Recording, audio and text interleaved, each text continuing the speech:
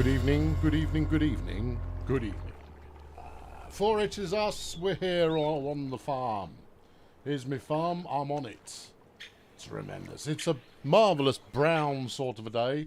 Let's go and get some scroll action going on here and say hello to almost three of you, and then I'll get straight on with the action. Well, I might. You can't know. You've got to do it from here. Okay. All right. Yeah. So we start with Matt and Chris and Mr. B and Neil and Yo Choco Tube and Arcodia, Mr. Hedgebull and Gallifrey and Ren and Michelle, the brother Kane and Black and Sky, Matt and Hoosie and Johnny Drizzle, David Techie, Sean and Sophie and Sleepyhead, Rusty IT Nerds, Synesthesia, Matthew Menso, Gord and Chris and Ajax Engine Company, The Quiltless and Major High Drama, One Fox 2-1, Blaster and Richard and Dwarf and Wolfgang and Rip Matthew, Rod and Lemon Balm and Yorkshire Phaser and Skip and Mars, Mullo and the UTech Tick Point and Mobius Flight and Neil and Aaron and Dimitri, Off the Rails and Binnacle and Pink Suit Guy, Julius Hardware, Big Galar, Luke, and someone's obviously slapped a message in there that's bumped everything around. Yeah, these things. We did that. Big Galar and Luke and Michael Phoenix, Ped Freeborn, Arjun and Mrs. Binnacle, Yo Choco Tube, Eric and Nick, Taz Oslo and Richard and Flopmeister and Eileen and Allo Squared and Bristol Boy and Flying Banana Tree, Mitch and Bailey and Eddie BB Gaming, Eddie Double B, I would go with, Arish John and Bob the Bomb and Blake and Malcolm and Mike and Bogus Fortune and Diet and Jeff with his boats. And Gordon and Lady Katie Rose. No, she's dropped the Rose. The Rose is gone. Lady Katie Louise is back in the house as a member of the Fail Brigade. Welcome back, Lady KL. Coda B and Alan and Lemon Balm. Steady Bob and Neil. Flying Banana Tree. Rolf, Stephen, the brother Kane. See, you've got Whoop Whoops mixed in there now. Oh, dearie me. William and Johnny Drizzle, Kevin, Roberts, Irregular Random Recordings. My voice is a bit quiet. Well, it flipping shouldn't be. Hang on, I'll give it a bit of that. Oh, you know what we did this week? We did a Windows update. Hang on, I'll just check. Your flipping Windows update. Oh, I'll just turn that back on for you. And you're going to go, no, I turned it off for a reason, you absolute spoon. No, find microphone sound settings, please. Microphone, yeah, analog 1 and 2, yeah, that's what I'm using. Yeah. This device is currently in use. Yeah, I'm aware of that. Input volume, crank it. Stop messing around with my settings, you piece of junk. Oh, for crying out loud. Right, there we go. That should be a little bit louder. Yeah. There you go. No, I fixed that. Good. Right, I'm done with saying hello to people. That's it. No, it's not you. It's Windows. Windows has vexed me for the last time. There you go. Yeah, that should have happened. 2 mentions. Yeah, well, that's because you're chatting when you should be saying hello and reserving that chat time to the hellos. Right, what are we doing? Well, I'll tell you what we're not doing. We're not doing any more flipping parsnips. No. Here's the remain. I finished off the parsnips as much as I could be bothered. I ended up doing quite a lot of it in the dark, which is why there are errant parsnip selection behind. Flipping. Just spare me. Yeah, there's odds and ends of parsnippery left over. No, I was fiddling in the menu when we were loading up there, because some of these effects going on, you'll see it more pronouncedly if there's a bird. But they're leaving vapor trails behind them. And I was going, well, what's causing that then? And this can just, log out. Get out of it. Sorry, everything's just giving me grief. No, not out of... Oh, for pity's sake. No, log me back in. Oh, dearie me. Log in with YouTube. Yeah. Sorry, Streamlabs. Flaming just... Yeah, that's me. So's that. As is this. It's my notification ding-dong is being a pain in the whatnot. It goes, oh, your Twitch connection has expired. And I go, I don't care. Disappear. And then 30 seconds later, it pops back up again. Your Twitch connection's expired. I go, I haven't used Twitch in about 97 years. Right, maybe that will now be able to just get a flipping grip on itself. You never know. Anyway, I'm not going to be that annoyed. Mostly, I am a little bit. There you go, there's a bird. I have fixed it. I tweaked the DLSS a little bit, and maybe that helped some. Right, gonna go sell some parsnips, and then I'll figure out what I'm gonna do next. Yeah, and there's that. What do we got? Rolf has been a member for 40 long months. Thank you, Rolf. You're my Windows update. Thanks, Rolf. Mike has been a member for 23 long months in a row, and failure has become a Hanit. Nope. Nope, don't know what that means. No, I've got no idea. But maybe. Wolfgang has been a member 35 long months in a row. This live stream of joy is just what you need today. You encountered a stupid driver, now the hood of your car is damaged. Oh, well, that sucks. You have my sympathies. I can't even remember where I was selling this stuff. Do you want to turn the little map on? There you go, to turn the little map on. I know broadly where I'm going, but, I mean, it's anybody's guess. It's either that way or it's that way. It's this way. Okay. Good. Well, if it was a stupid driver, then their insurance will cover it. So I wouldn't worry too much about it. It's annoying, but there you go. Poplar sowing. I've done it. Done poplars. Yeah, I mean, I've done this game. I've done all of it. I have a feeling I'm going to end up with grass purely so I can get hay. No. That's the vehicle shop. That's what you've remembered the way to. Well, isn't the... No, the cattle shop is behind that. Oh. And now the trailer with a mind of its own has decided to have a mind of its own. All right, let's go and find out where I'm going. I can remember-ish. It's here. It is here. No, that's the vehicle shop. That's what you were remembering the way to. What's that one? That's the warehouse. No, that's not it. It is the... It's one of these. Yeah, okay. Is it that? That's a dairy. That's not it. Is it the... It's not the animal dealer. Is it the... No, it's not the grain silo.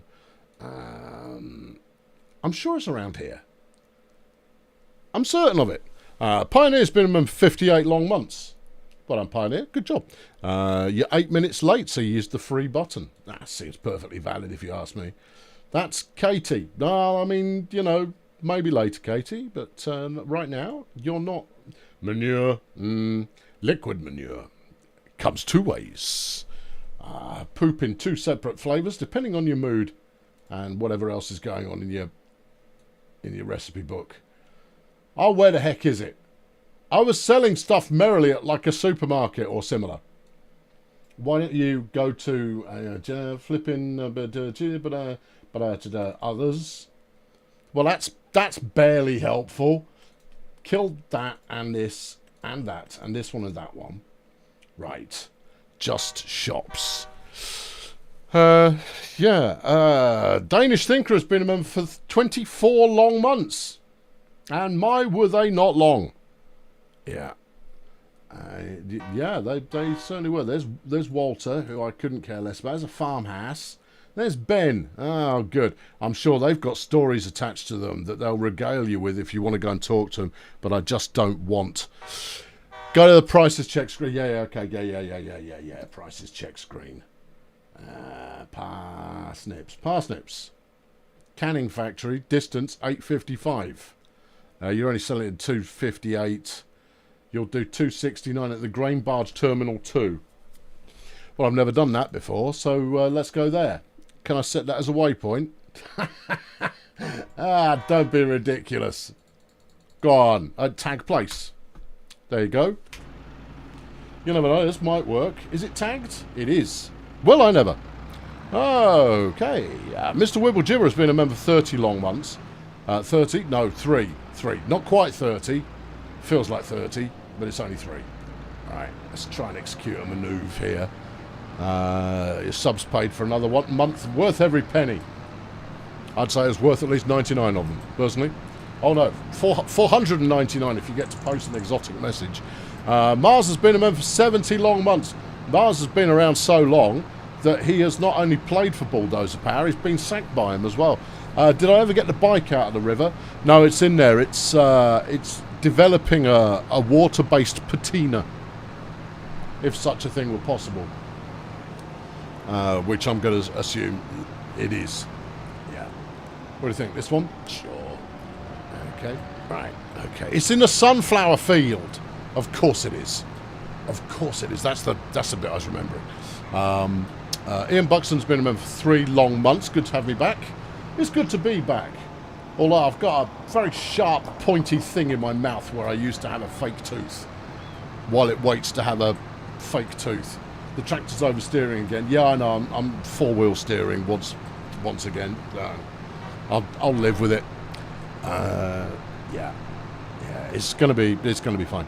Synestesia's been a member for 54 long months. And a long time ago in a galaxy far, far away, it thought that would be a good idea. Ended up being an idea. Yeah. Oop, let's go around the outside of that. Is the bike becoming an artificial reef? Yeah. You know where the sell point is? Is it on the other side of the Chuffin River? Yeah. Knackers. Yeah. Alright, hang on. I think there might be a barge up there. Whatnot. Yeah. Flying Banana Tree's been a member for 72 long months. Just flexing the extra 2 months there over Mars. It's not a competition, people, but of course it is. Look at all of this bouncing around we're doing here on this gutless flipping tractor. Yeah. Matthew's been a member for 55 long months. And button is the message that he wishes to convey to you people. There's a bridge. Oh, okay, I'll use the bridge then. Yeah. Okay, right. In which case, you want to turn, I think, probably right here, because I have a feeling that turning left will lead you underneath the river. But turn your head and have a look. No. There's a floaty. Is there a floaty pontoon, doodad? No. Okay. Right. Mr. Edgeball's been a member for 21 long months, and suggests that the bike is a reef regeneration program, and I should get a government subsidy for it. Okay. Yeah. Okay. Fair enough. Oh, for crying out loud! Never buy the cheap tractor, people. Never. Always splash out.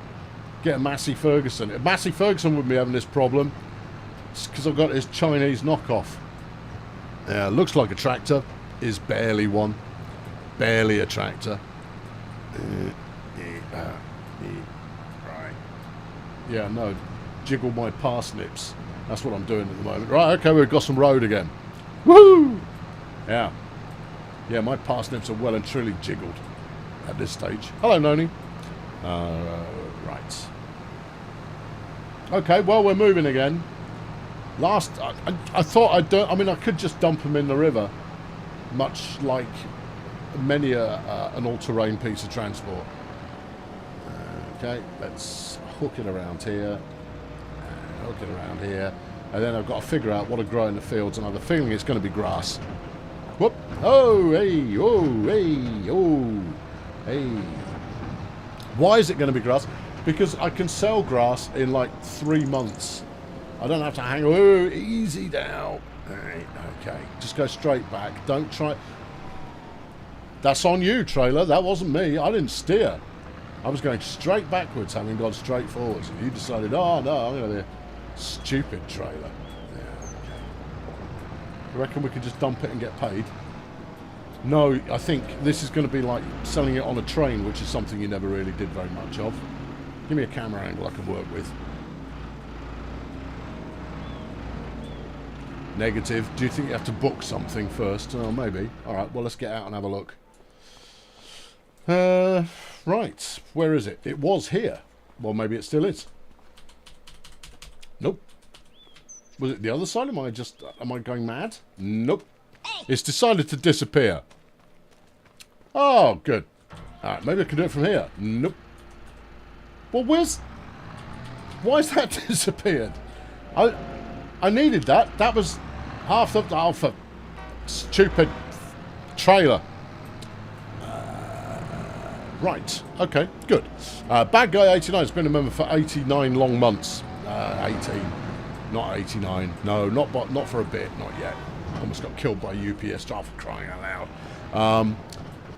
I'm back with my straw hat and grass in my mouth.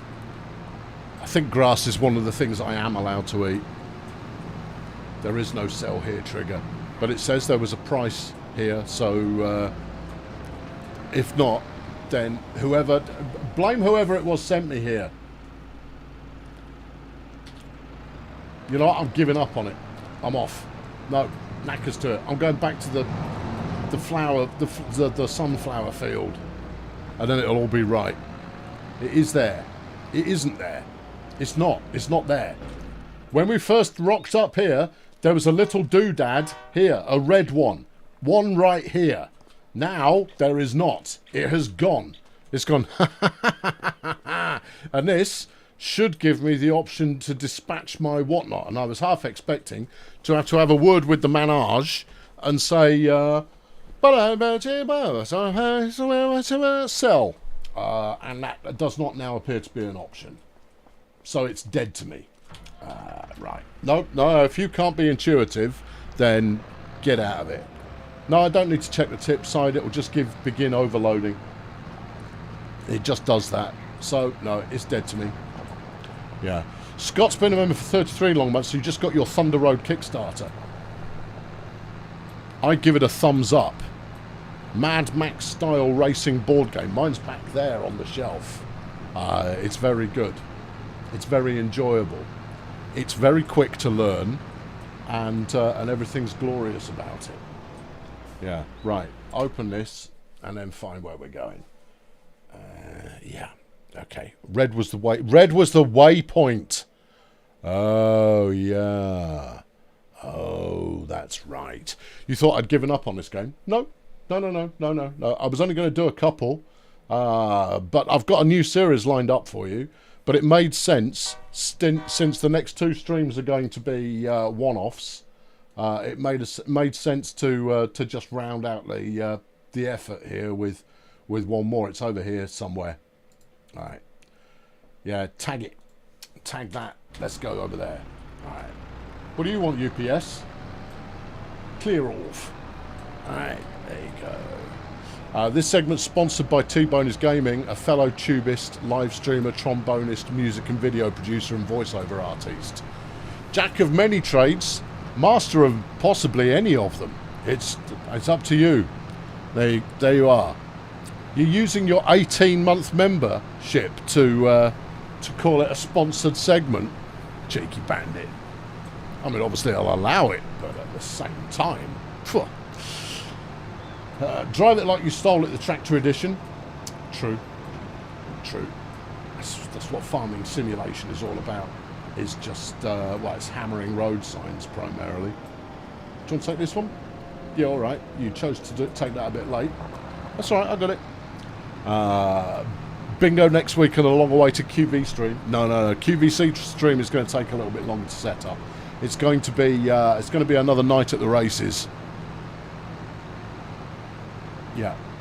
Yeah, another night at the races, because that's always been silly fun for regulars. It's a good regulars stream, horse racing evening. Yeah, you going the right way? Let's say yes, broadly. Yeah, I mean, people were getting a bit bored, as was I. Yes, of harvesting what was quite a small field of parsnips for 8 hours. I don't think you're going to sell them on watching you drive around a lorry load of parsnips for 3 hours is going to be any better. Depends how many signs I take out. Well, there is that. Okay, this way. That's it. We'll slipstream this flipping UPS track and van. You want to get? Oh, I see. You'll give way for a flipping pedestrian, but you won't get out of the way when there's a honking great tractor coming. Or a little tiddly tractor. Why have I got the 3-ton weight on the front of this tiny machine? Balance. Yeah. Oh, I guess we're going on the excitement barge. Okay, this is not a traditional route I take. Drive slowly. I am doing. I am doing. And cease. Hit it. Let's go. Why can't I do it from here? You have to get out and go and tell it. You have to do this and then hop your way back over. Alright. Let's go. Not for crying out loud. Alright, okay, there we are. Bjarne's been a member for 58 long months. Glad we can get all of this caper out of the way early. Time certainly flies when you're having fun. Thanks for all the Videotronic entertainment. You're more than welcome. Yeah, no, more than welcome. Doubly welcome is what you are. That's double. For those of you counting.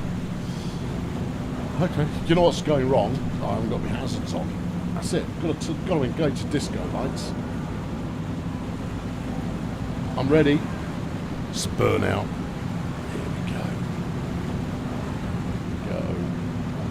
Here we go. And I'm just warming my tyres for the drive or whatever. There you go. Yeah, quarter mile in about 2.5 months or similar. Yeah. Okay. Good. Is it up here? Let's say yes. All right. Okay. You can trigger the ferry from inside the vehicle. Signs point to no. You have to probably be in the right place, which will be before you're on the barge. Oh, for God's sake. I want to set fire to this tractor so badly. Man, I hate it. I hate this tractor. I know, I'm saying it within range of the tractor. Yeah, you. I hate you. You piece of junk. Yeah, what a gutless pile of nonsense. It was cheap, and that's about it.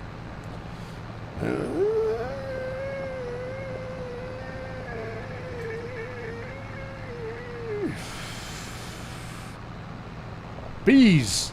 Ooh. A veritable bee cornucopia. Yeah. Oh, yeah. Quite a number of bees going on there. Are we nearly there yet? Nope. Okay. Drive it like you stole it. Well, I drive it like I don't know how to drive it, which is arguably what it would be like if I had stolen it. Yeah. I think there was probably a quicker way than this. Probably. Oh my God. Get up there. Come on. Come on. That's an easy way to kill the first hour of the stream, I suppose. Oh, for God's sake. Oh, DJ Doughboy has been a member for 17 long months. You need this stream to help you recover. You broke your hand earlier in the week and you had to have it pinned last night. Oh, God. I hope it was doing something stupid. If you were doing something sensible and broke your hand, you've got it all wrong. My hope is that there was an element of DIY involved, and you went, oh, I'll just reach in and grab that, and you end up smashing your hand into a wall. Because at least then, I mean, it doesn't change the fact that your hand's still busted, which is no fun for anybody, but at least you get a good anecdote out of it. And frankly, the more stupid the anecdote, the more high quality it is. Why are you now still giving me the runarounds? Where's my little press I to unload message? Yeah. There we go. This was barely worth it. How's the mouth? Sore. It's not so sore that I can't do anything, hence me doing stuff. But it is sore, and the steak I've got in place of a tooth at the moment, I have to be careful with that I don't accidentally staple my tongue to my lip. So far, I haven't done that. You tripped over your 6-year-old autistic nephew. I'll be honest with you, I'm having a hard time making that into a funny anecdote. I think the funny would have to come out of what was he doing at the time, and was it because you wanted to get involved? Yeah, and 6-year-olds will get up to anything. I'm pretty sure I've cut across here in the past. Yeah, okay. Good. All that for 3.5 grand. I know. It so isn't worth it. Yeah. Am I at least destroying this bloke's crops that he hasn't bothered to harvest? Nope. Was it punching a Porsche Boxster? It's oddly specific. Is that something you've got experience of, Grumpage? Just asking for research. Oh, now I've got to drive over these ridges in this gutless piece of junk.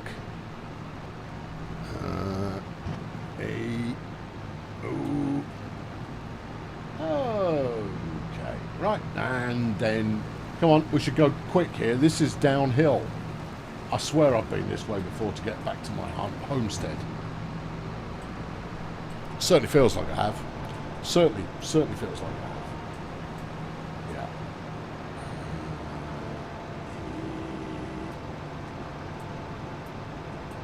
Yeah, no, we're almost there. And then we're going to make an executive decision. Why would you punch a Porsche?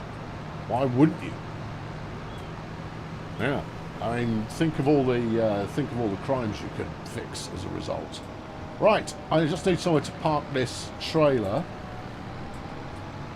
This will do. Because I hate that as well. But it's a necessity.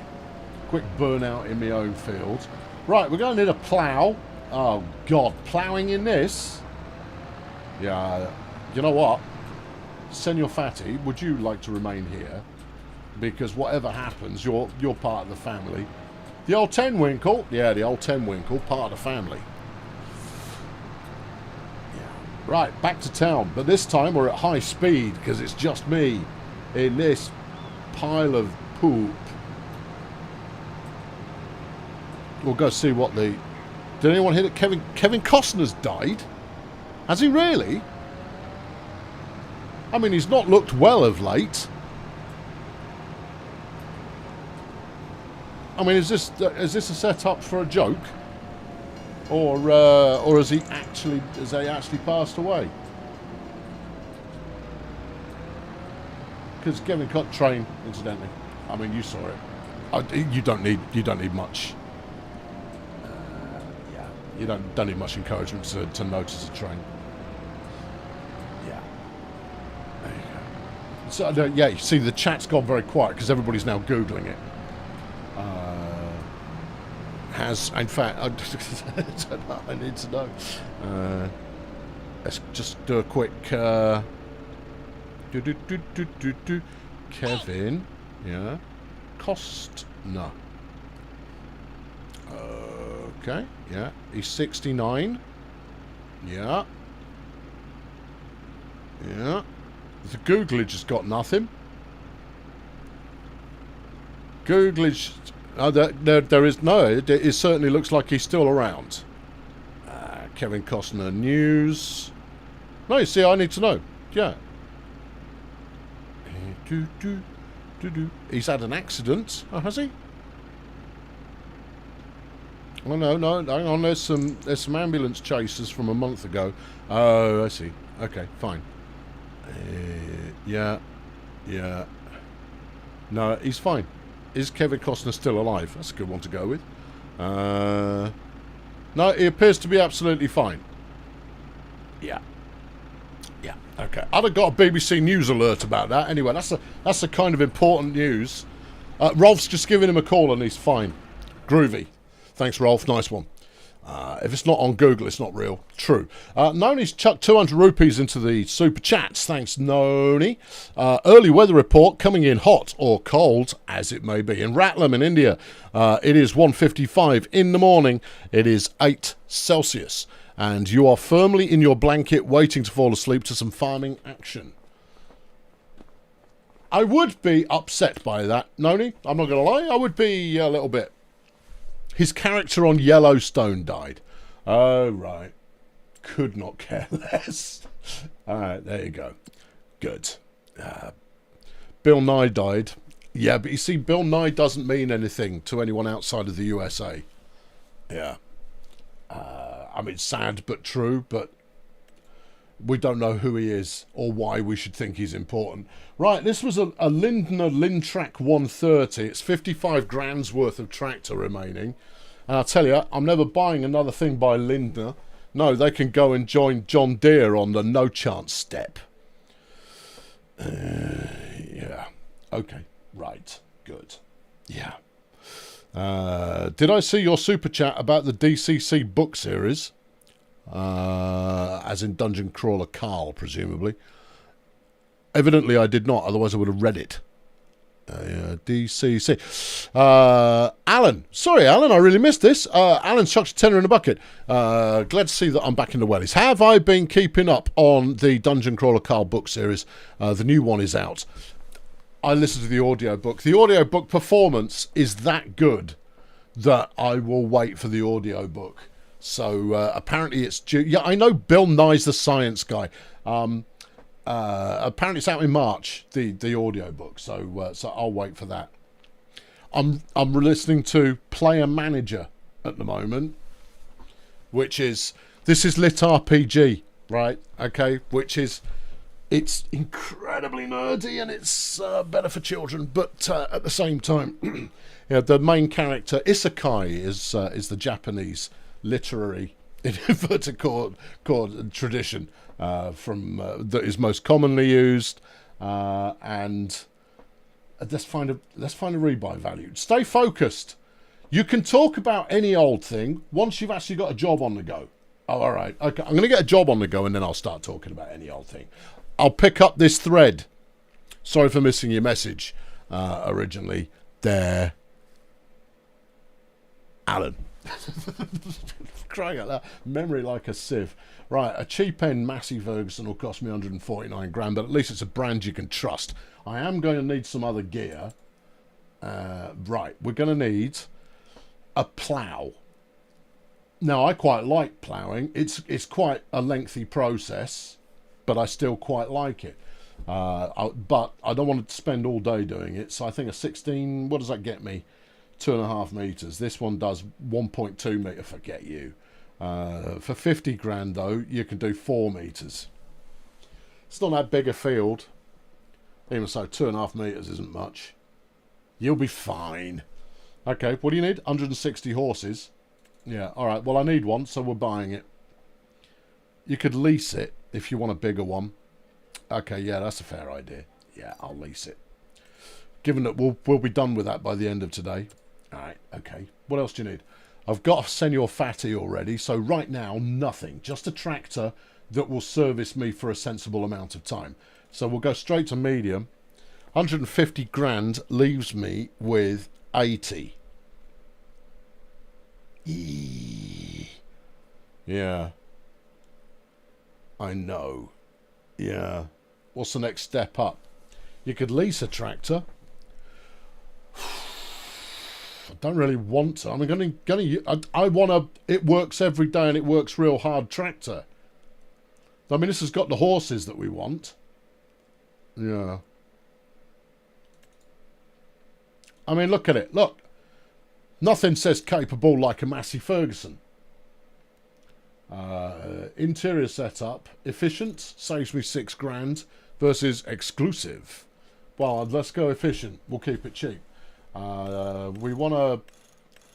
No, we do want the 3-point lifter on the front. And we also want the loader attachment. Por favor. Wheel setup. Wheel weights, please. Do you want Fat Boy and wheel weights? They're fat enough already. Wheel brand. We'll go take Michelin. Alright, how much is that going to run me? 156 versus 160. And that cranks me horses up to 165 from 155. What else can it give me? 180 for 11 grand. Yeah, 190 for 14 grand. 210. 210 for 16 grand. That's best horse for buck. Best horse for buck. You're saying the Deutzfahr for 89,000 is pretty good. All right. Well, you know what? Look, I know I'm a brand loyalist, but let's have a look around. 89 grand. That's clearly in the little tractors section. I'm not sure. I ain't Little tractors for little boys. Okay, let's have a look. Well, look, I'm clicking on it. I shouldn't have to double click on a menu item in a video game. It's not Windows, and Windows is on my death list at the moment. Right, Deutz Ding Dong. It's 103. Yeah. Oh, what's in the sales? What are you? You are a baler. You are 110 grand's worth of baler. Yeah, but it's 50% off. Yeah. I'm not spending 110 grand on a flipping baler. Jacob has bought a television on Black Friday, which he totally ordered on purpose and not because he was swept up into the romance of Black Friday, which is not romantic at all. I've done my Black Friday spiel. You're going to have to come back next year if you want to hear it. Yeah. So I'm now in 4K. That Deutz file was in medium track. Well, it was hiding. It's in medium with 230. Is it? All right. Okay. I'll look again. Nope. Nope. Here. This. Oh, it's ugly. Is that your reason not to get? I can't. No, you can't put a front lifter on it. No. Oh, and it is very ugly. It's got grunt. I'll grant you that. But it's got no... you can't put a lifter on the front of it. It's half the price of what you're going to spend. It is half the price of what I'm going to spend. If you're thinking about saving money, get this and then sell it and buy yourself the Massey of your dreams later on. I don't want narrow type. No, I want wheel weights. Can't even have wheel weights. See, here's the problem. If it needs wheel weights to do this ploughing, I just... Yeah. I mean, the double tyres might do the trick. It is a very ugly tractor. Does save a lot of money. All right, well, look, we're doing stuff on the cheap. I get 55 grand back from the piece of junk that I had before. So, yeah. I'm in upscaled 4K. Yeah, I know, because I'm at 1440p on my main screen, but I'm upscaling it before shooting it up to the internet. So you're not getting proper 4K, you're getting 4K oid-ish. Yeah. Give me wides. There you go. All right, that's at least got some chonk to it. I won't need a lifter for a little while. Yeah, put some nice tyres on it at least. There you go. Yeah, we'll buy a premium brand. Yeah, go on. Yeah, I'll buy this chunk of junk. As long as Senor Fatty's okay to go on it, it won't be the end of the world. And it's got the connection bar thing doohickey at the front, so we might be all right. But I have saved 50% on what I would have spent on that Massey.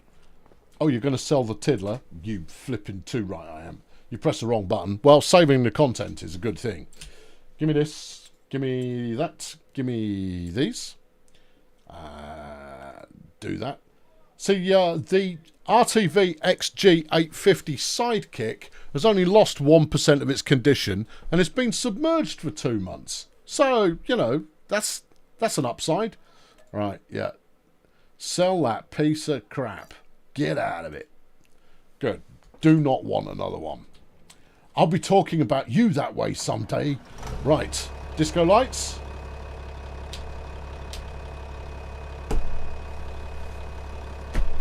Doesn't have disco lights.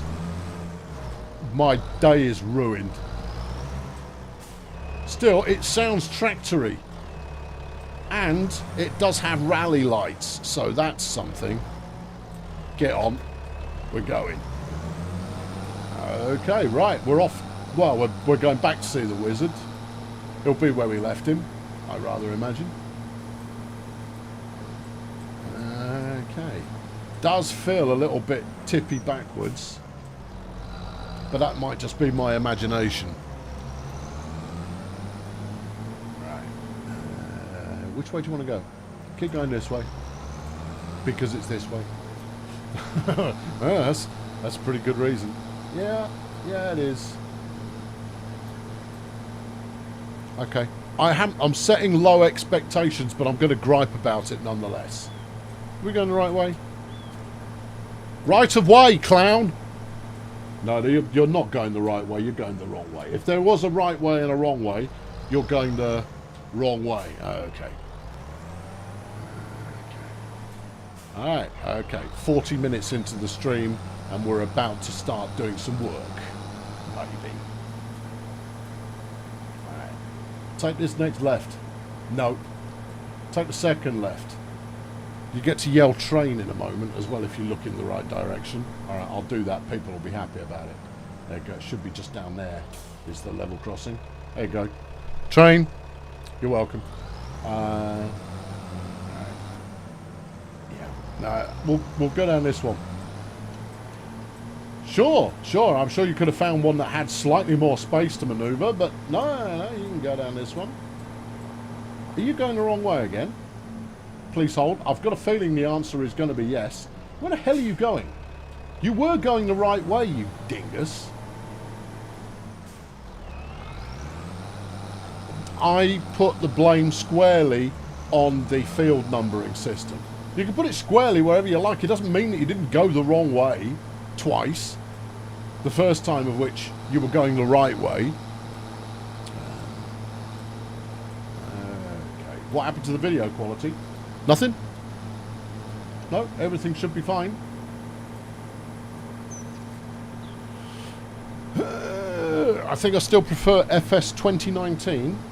That's perfectly reasonable, but thing is, FS 2019 has had 3 years to get up to the condition that it's at now. It's, you know, it's rare that a game like this one that is predicated on a little bit of new tech, and then it's, you know, broadly the same thing but with a bit of new tech in there. Alright, here we go. We're going to need the fat lads in order to... No, I know, I was angling to get started there, but... Alright. Come on, big load. We're going for a journey. Can you plough the road? No, you can't. You probably could if you own the road, yes. If you don't, no. Come on, 10 winkles. Get on. That's the ticket. Right. But I suspect there'll be some logic in there to stop you doing it in this one. Okay. I'm not going to cut in any extra. We'll just go with the existing field. And then we'll be off to the races, and then I'll talk to you about Lit RPG for 2.5 minutes or thereabouts. Okay. Alright, we're going. We're going? We're going. Yep, they are. So instead of doing 1 row at a time, I'm now doing 4. So this will only take an hour. Oh, dear me. Yep. It'll be fine. You're going to pick the stones up afterwards. Well, I probably should, but I probably won't. Yeah. Good. Right, yeah, no, Lit RPG, right, is effectively, it's a genre of story where the main character is sucked into a situation that, for all intents and purposes, is a video game, except it's real. Yeah. So yeah, it's real, but you level up. You level up. So they're a real person, but you level up in the same way as you would do if you were playing a video game. One of the major tropes of the situation is that quite often you'll get multiple pages of stats about the character once in a while. Depends on the book, and it depends on your preferences by and large. But I quite like it as a genre because obviously I'm a gaming nerd, and therefore gaming nerd literature suits me down to the ground. Quite a lot of it is written in a semi-pro fashion. Dungeon Crawler Carl, however, is the pinnacle, is the cream of the crop. It's the top of the tree. It's got quite dark humour, and if you do listen to audiobooks, it's great. You will begin by being very irritated by the cat, but over time you will come to love that cat a great deal. Princess Donut. Yeah. Why am I describing Isekai to you? Because I said I was going to describe Isekai. There you go. Yeah, there you are. Good. You're not paying attention, Caldo. That's why you think you're being described something that you were unaware of going to be described. Do you have needs plowing enabled in the settings? It's off by default. I don't care. I'm ploughing it anyway because it needs ploughing. Look at it. It needs ploughing. People...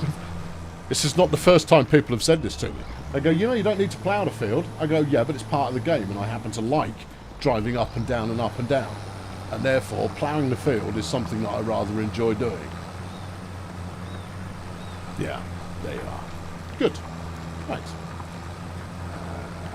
Yeah. So at the moment, I'm waiting for the new book. I'm waiting for book 7 in Dungeon Crawler Carl.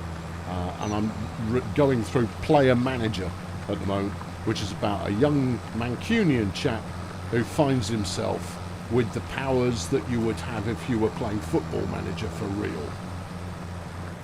It is quite good. It's certainly good enough that I'm on the 3rd book. But I've got several minor queries with it. But it is quite good. There you go. That's it. That's all I'm going to say about that. Right. Good.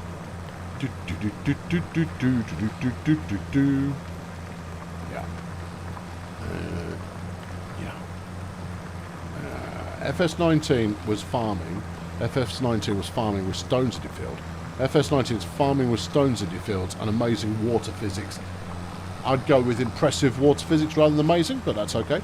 I'd also go with making lumps in the ground. The deformation going on here is a bit weird, and it's not you, it's happening in the game. If you see these ridge textures having a little glitcheroo, I think they've still got a little bit of bit of work to do on that front. But you know what? It's a new game.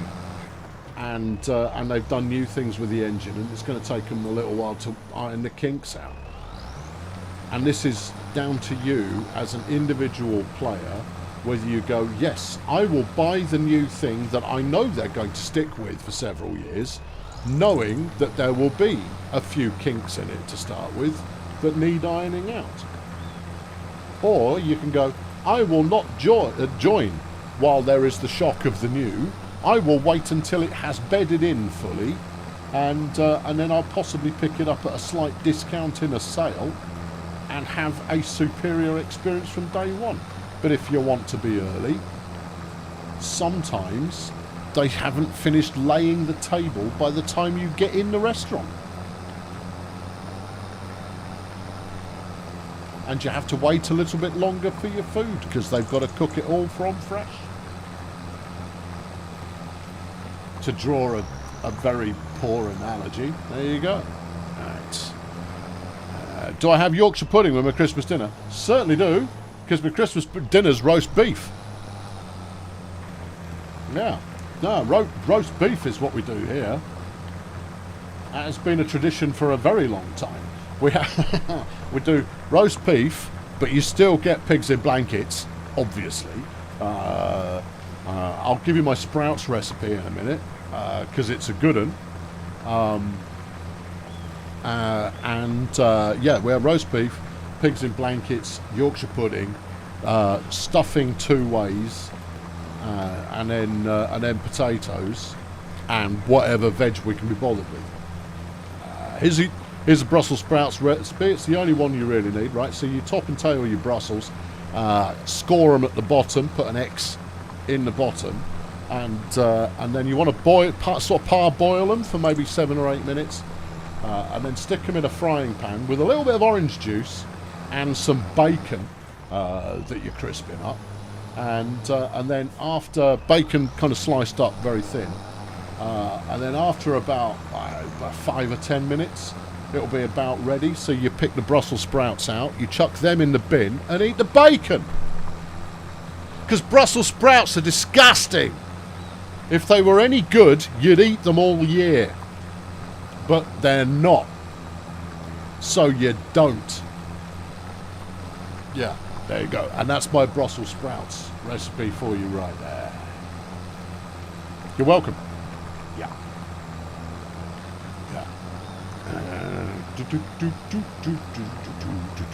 Because you can dress them up with... No. My ex-wife used to cook them up with little bacon bits, and she used to cook them in orange juice and would swear that they were brilliant. And I'd go, I mean, the orangey bacon is quite nice, but the sprouts are still disgusting. So, no, you can sling the sprouts. If you want to have bacon with it, have bacon, but I mean, just, they are, yeah, no, sprouts are grim. Herself always used to insist, also because of her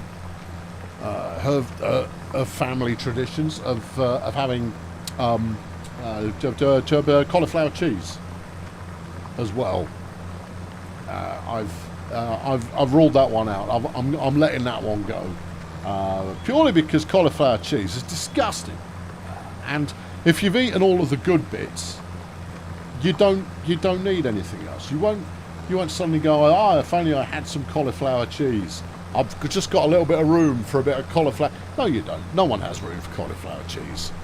Yeah. No. Yeah, no. No. Yeah. Yeah. Sprouts, cabbage, broccoli, cauliflower, all out. No, you see, that's... You're being too fundamentalist there. Regular cauliflower is acceptable. Regular broccoli is acceptable. Regular cabbage is acceptable, although I do like red cabbage if you cook it up with some apple in there as well. Red cabbage with apple is very good.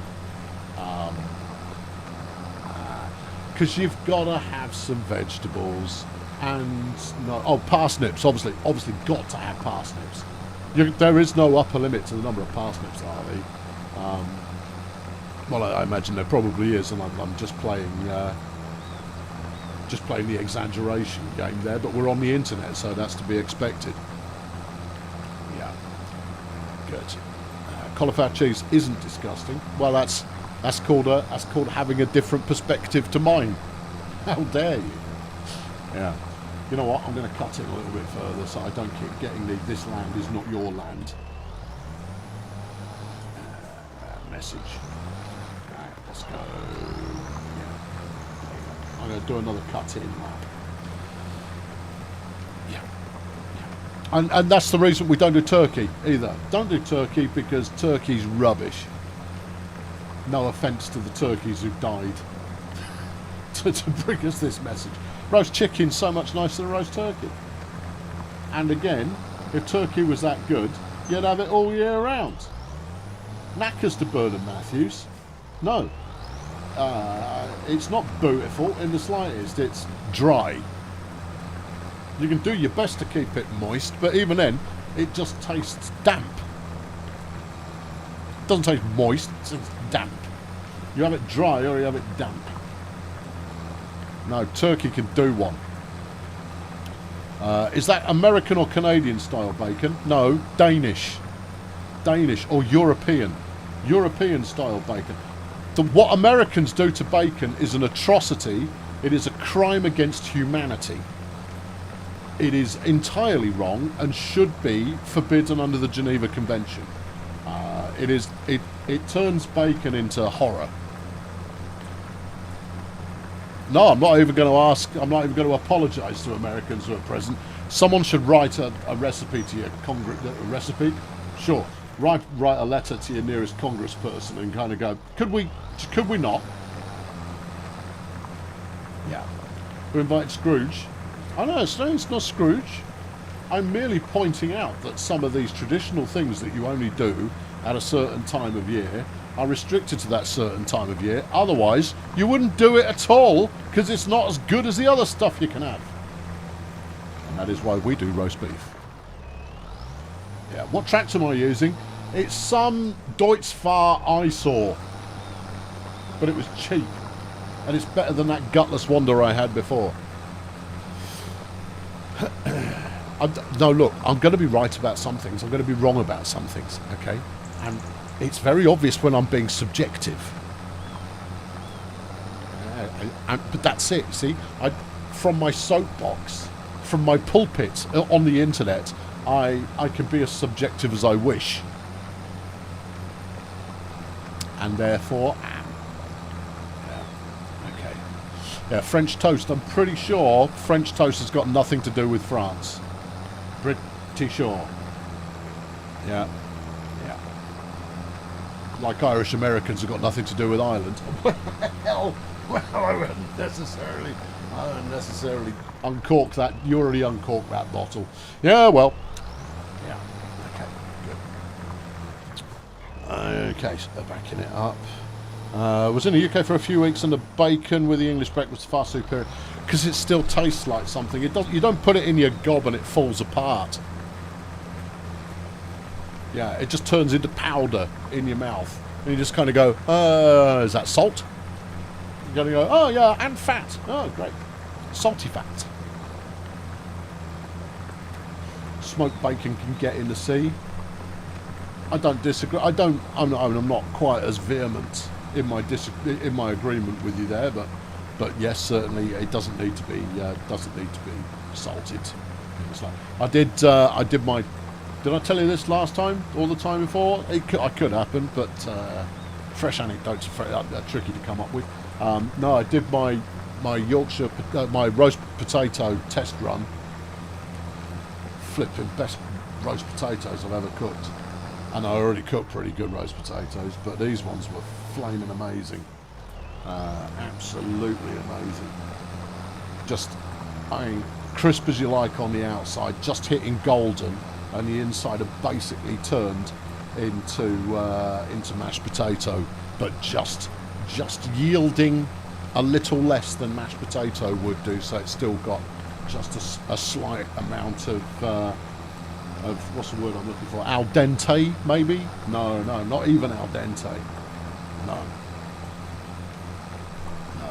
There you go. Yeah, no, they are killer. Ever since, because while herself was around, she used to really like making a roast dinner.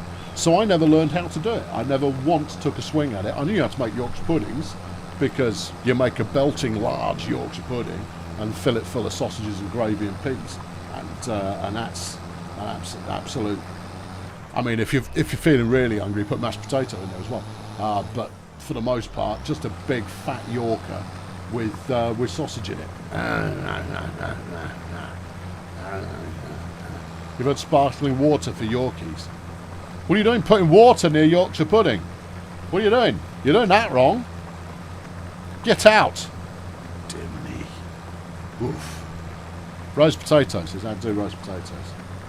Cut your potatoes into, peel them, obviously. Put your roast potatoes into roast potato shaped halves. Smallish, biggish, yeah? You don't want it too, no. Toad in the hole, yeah, I can do a toad in the hole. But no, you see, but when herself rudely decided to leave me, then I went, okay, well, I guess I'd better learn how to do a roast dinner.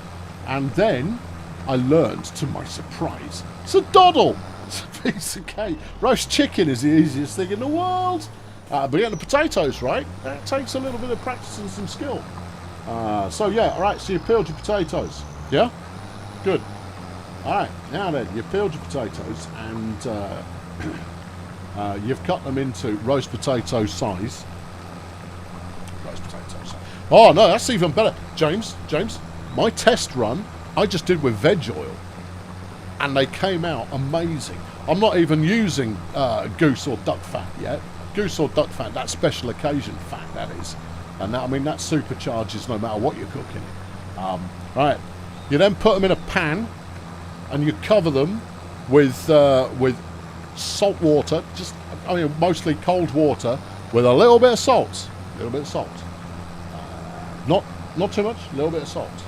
So that the water is just above the height of your pile of potato bits that you've got in there. And then you stick that on the hob on the heat until it starts to boil. Once it starts to boil, you give it 90 seconds. You take it off the heat entirely and you drain your potatoes. You then leave your potatoes for 3 to 5 minutes to cool down a little bit and drain fully. You then take a scoop of plain flour and you go hubba hubba hubba hubba over the potatoes, and then you toss them in the colander, and then after that, the preheated oil that you will have, only about a millimetre's depth in the bottom of the pan will do nicely. You bang them in there carefully, gently and carefully. Well, if your potatoes start floating, then you've got too much water in the pan. Or you're using the wrong kind of potatoes. That's pretty straightforward. And you stick them in, and then they'll sizzle immediately. Ooh, nice. And then after 20 minutes, you take them out, you flip them over, and using a large spoon of some description, you make sure you've re-spooned a bit of oil over the lot on, bang them back in, wait another 20 minutes, do the same again after another 20 minutes. After another 20 minutes, they're done. Take them out and slap them on a bit of kitchen roll just to get any residual fat off before plating, and off you go. There you go, that's it.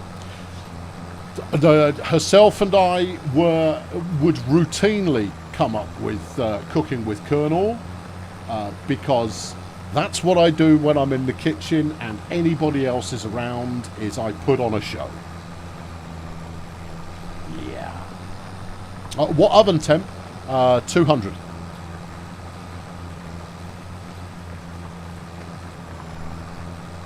Hold on. No.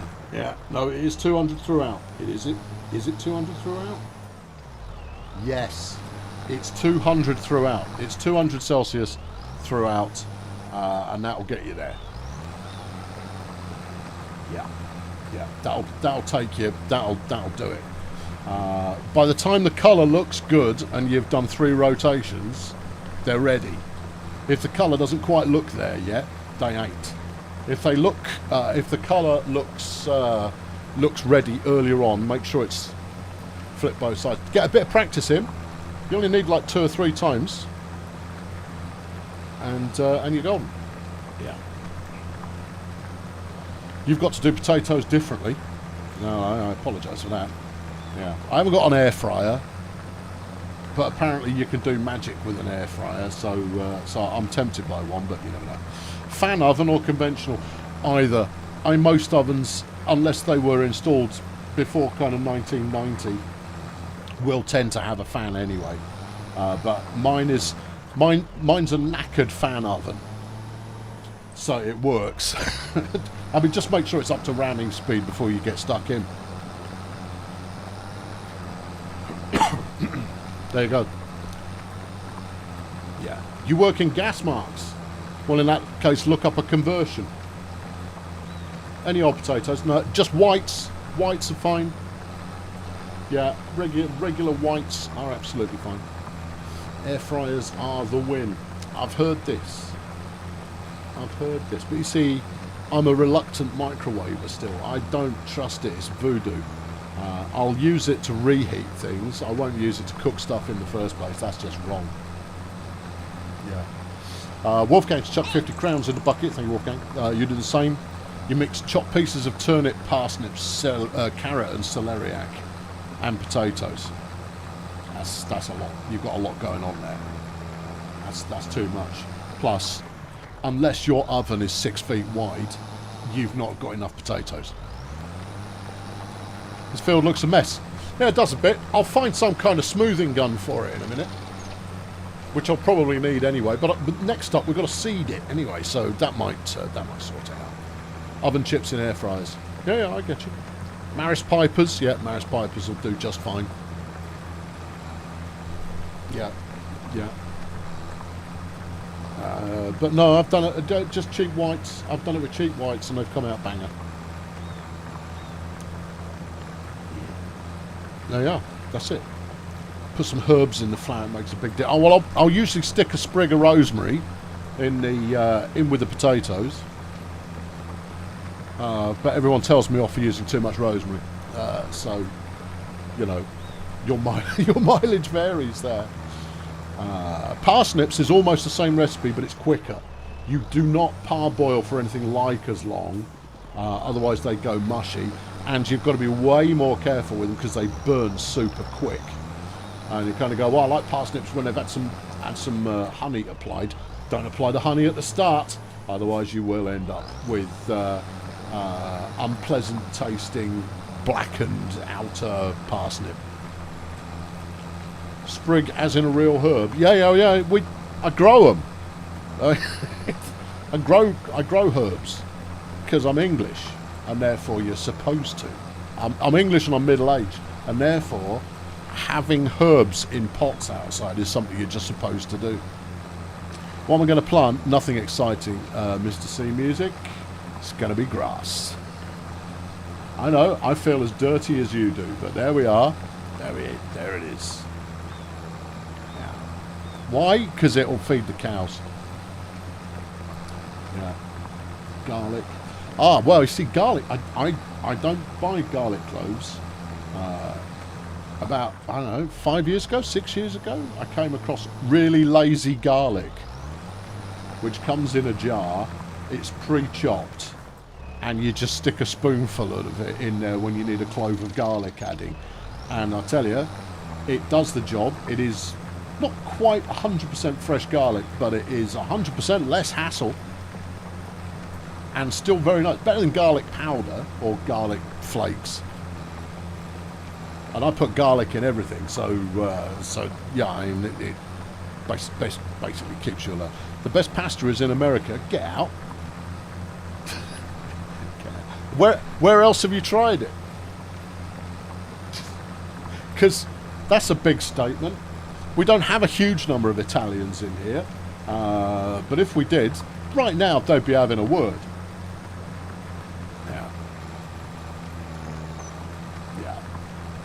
I mean, look, I prefer American deep pan pizza to the thin crusty stuff that you get in Italy.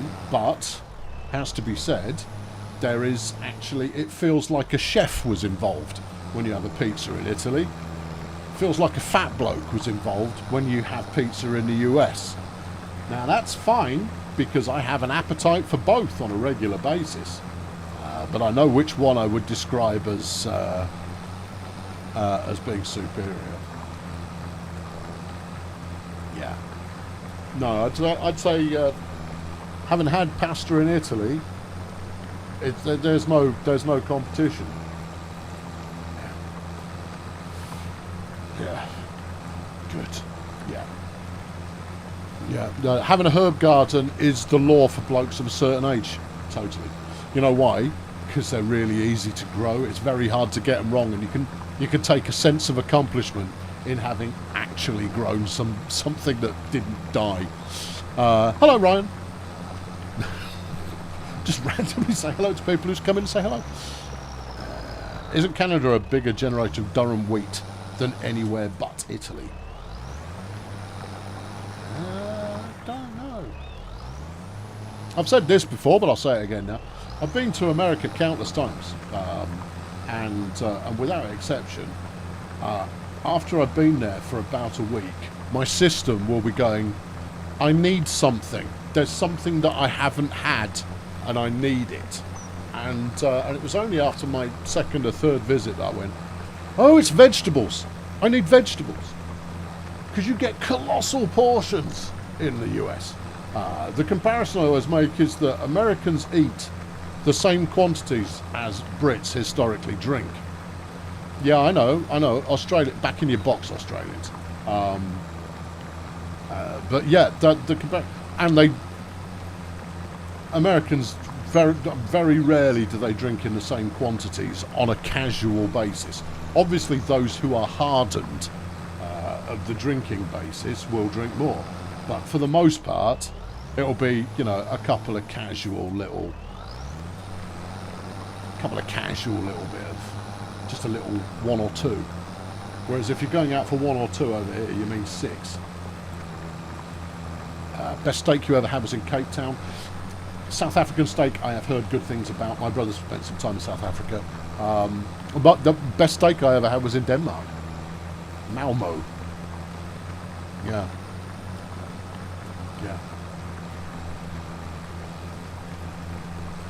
Malmo, no less. There you go. I think that... Well, you know what? We're doing farming. I think farming and food are a heady combination that kind of work. Someone asked what my favourite type of pasta is.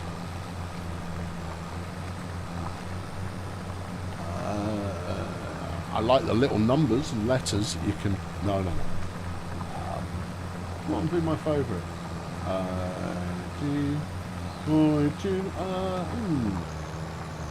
Interesting. Because it's less about the pasta and more about the sauce. Typically, the pasta is either a pass-fail grade, unless you're doing like a ravioli, because then it's more of an integral part of the overall experience. Tagliatelle. That's my go-to. I find it a good way between. It's kind of a good halfway house between a linguine and a rigatoni. Malmo, Sweden. Sorry, I always think it's Denmark because I'd just come off the plane and the plane got into Denmark. I then got on the train right across the border, and Malmo is literally right across the border. Yeah. No. You're of course. Yeah. No. That's why I conflate the two, because I'd flown into Denmark, I'd flown into Copenhagen, got on the train, got off the train after about half an hour. Yeah. I don't need to get some geography lessons, Wolfgang. I need some memory lessons. That's all. Yeah. Yeah, and if I have to learn anything new, then I have to throw out something that I previously didn't, that I haven't used in a little while. Say no to the pesky parsnip. Only in the growing sense, Michael. No, parsnips are delightful. Yeah. Come on, get up there. That's it. I realise I've made a bit of a mud track going on there, but it's fine. Yeah.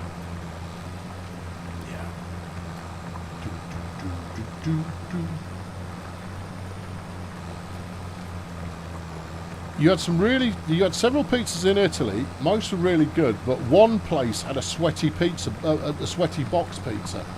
See, in Italy, pizza doesn't come in boxes; it comes on a plate in a restaurant. It doesn't come in a box. Now that's something the US of A has introduced us to. Yeah. Is mutant football here to stay?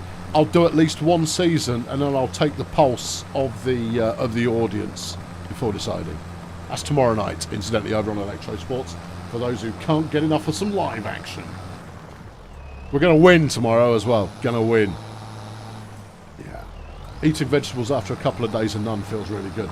Especially when you don't realise it, because the food in the US is great. Oh, it's great, but not heavy on the vegetation. I seem to think that a couple of I bought a sandwich from some convenience place, and it had about 2 kilos of sliced meats in there.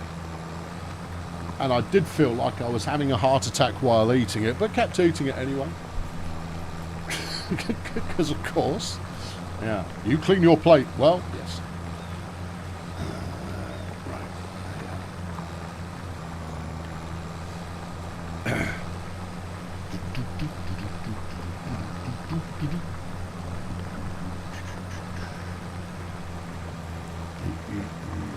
You believe winning when you see it. Yeah, well, I mean, we should see it tomorrow. We came close last week, but we'll get there this time.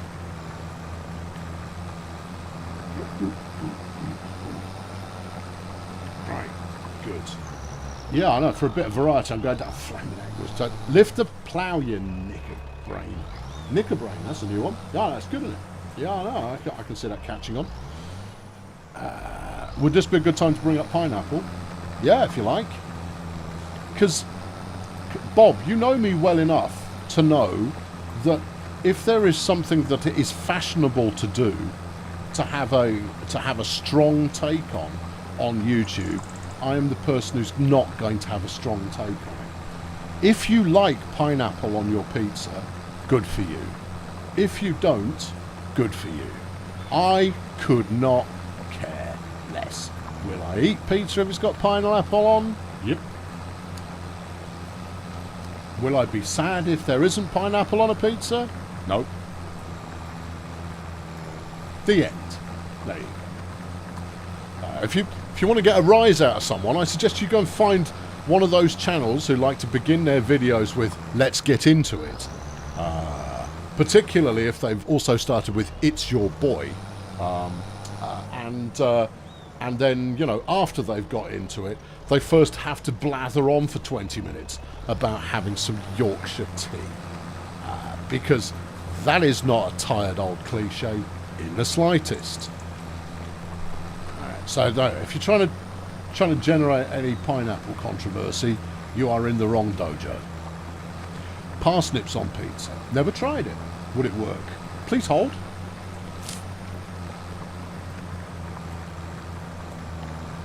It'd be fine. Yeah, no, it'd be fine. But I think it would be both a waste of the pizza and the and the parsnip. No, that they're better left to each other. It'd be fine, but you kind of go, well, this is a bit. Why have you done this to these two poor innocent foodstuffs? Yeah.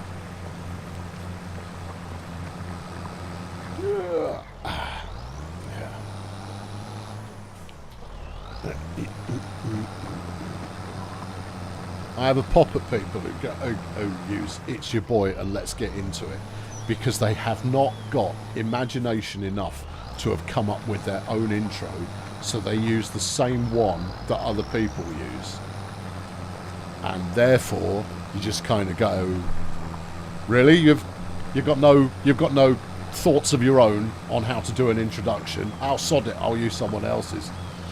Yeah. Who have you nicked that from? Everybody. Oh, good. Yeah. Please remember to like and subscribe. No, you see, I go, you know, subscribe if you can be bothered. Like if you liked it. If you didn't, don't.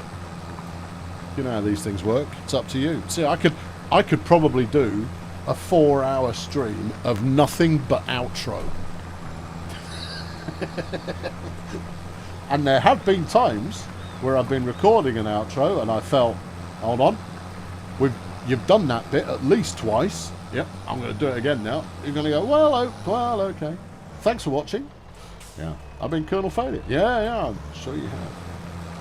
If you feel like subscribe, no, just stop, or you will not. No, Eileen, seriously, it becomes almost Tourette's-like, of being unable to escape. It's like that, like the Doctor Who episode where they get, Tom Baker era with K9, where they get stuck in a time loop. Yeah.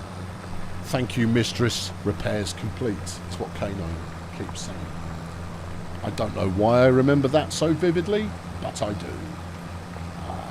But yeah, you can get absolutely trapped in it. There's Bruce Stew just opens with all right and then gets stuck straight in. Good.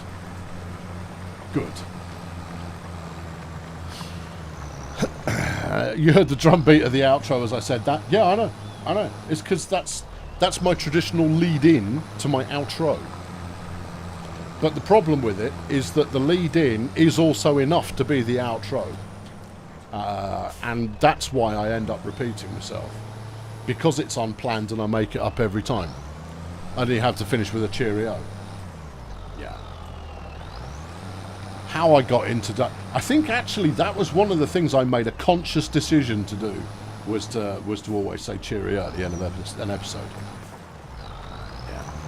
Reminds me of the Next Generation Time Loop episode. Probably where they nicked it from. I got nothing against Next Generation, but I mean Doctor Who might have nicked it from somewhere. Yeah. A temporal fugue state. Nice. Yeah.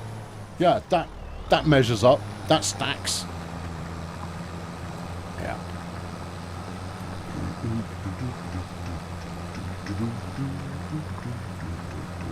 I've got nothing to talk about today, just so you know.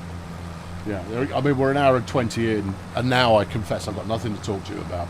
So I'm taking prompts from all you nice people out there. Because we're just going up and down and up and down. Which is what I like about the game. But it doesn't, you know... You just kind of go, oh, now, if I take this corner... I mean, look, I managed to talk about cutting in twice. And then, you know, lifting the plough up to turn the corner. That's about it, as far as... This is a nightmare to do in real time. This is why people do time-lapsing on it. You kind of go, what the hell am I supposed to talk about for the next 40 minutes while I drive up and down and up and down? That's why I lean on an anecdote. But I've got nothing that's really bubbling to the surface. You have to hope that something that you proffer in the chat sets me off on 20 minutes worth of talk. Yeah. Do a mutant football sales pitch. No, it's the wrong... No, that's over on Electro Sports. People that want that kind of thing will watch that kind of thing. Have I ever coached a sports team in real life? Very, very briefly, an American football kids team, yes. Kids American football team. Very, very briefly. I had to stop when we couldn't get insurance. Yeah, I had this harebrained scheme of starting a kids team. Managed to get like 15, 18 lads to come along. We had no kit, but that's okay because they'll play rugby anyway. And the thing with American football armour is that it's a weapon, and so if you take the weapon off everybody, they don't injure each other using the weapon because they are disarmed. It's only when you put the weapon on people that they become rearmed. Do I have any... have I got an anecdote about when I was in Germany? I've been to Germany about a dozen times, probably even more than that. So you're going to know, you're going to need to spur something specific.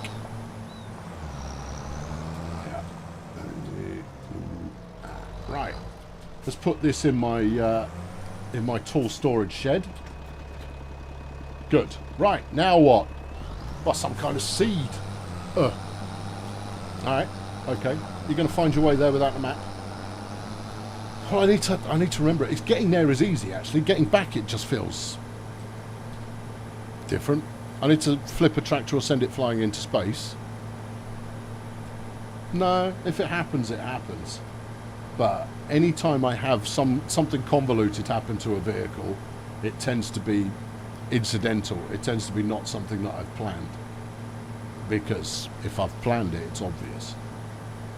I might then do something stupid to rescue it, like try and use a combine harvester to prod a tractor off the edge of a roof. That was quite funny. You gone the wrong way? I think I've just gone the long way. Oh, no, you've gone the short way. You're not there yet. Mars has chucked $10 in a bucket. Thank you, Mars. Is it true Queen Sabutio is going to have a gold foil collector card? Yeah. That is actually true. I don't know if it'll be gold. I don't know if it'll be gold foil, but there will be a foil edition of it.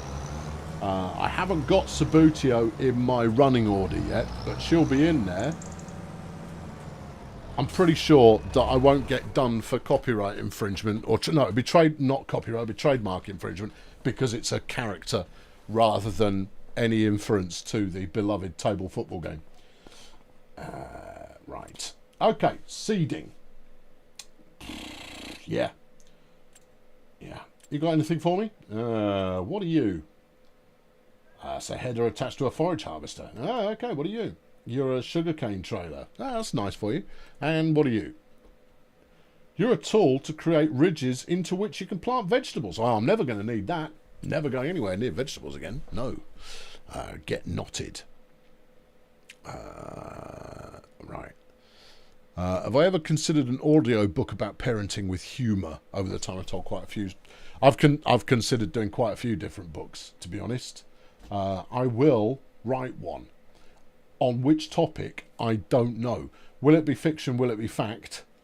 I think I should do a factual one, very boring factual one, just to cut my teeth, as it were, on it.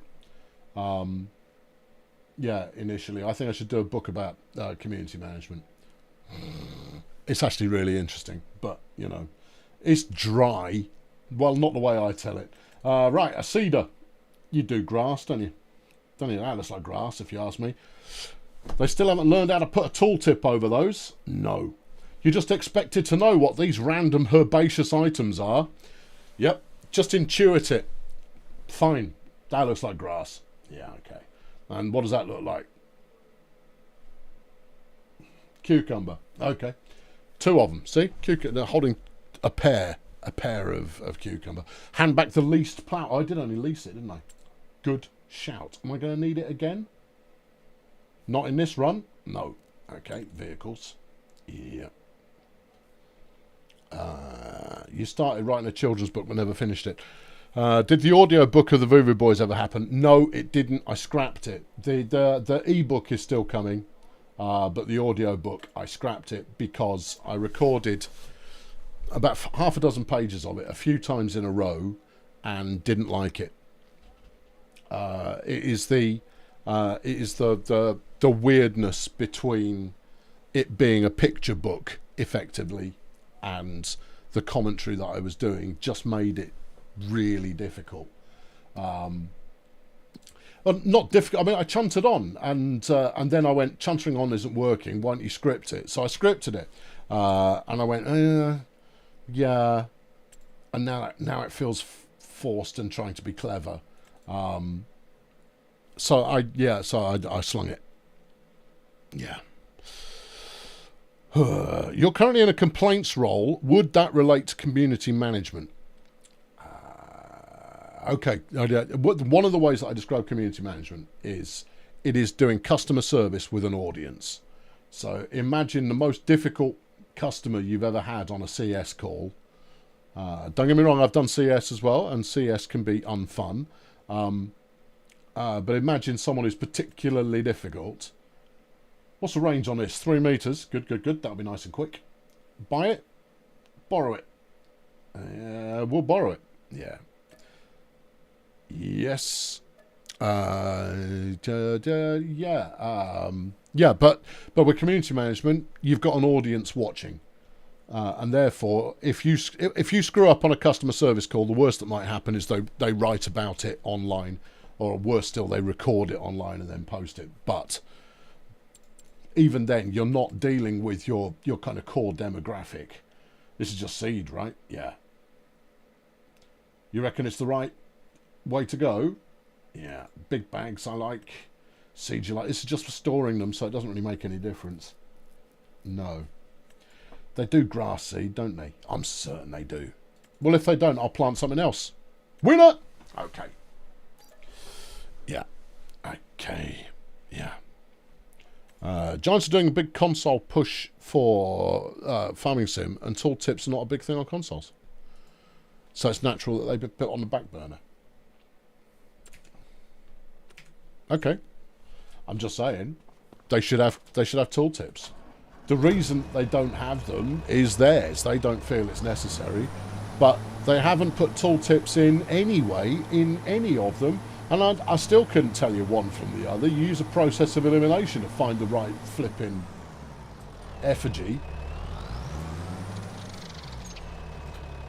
And it just feels like, well, we've got away with it so far by not having tooltips. I reckon we'll be all right. Yeah, let's not bother. All right. Okay. If I do parenting, can I ask my kids for comments? They'll have running jokes asking about... No. Yeah, I mean, yes, you totally want their comments, but what you would want is you'd want scenarios. You would go, under this scenario, what pointful anecdote are you likely to score from your father figure? Because I've got effectively a greatest hits of useful dad advice.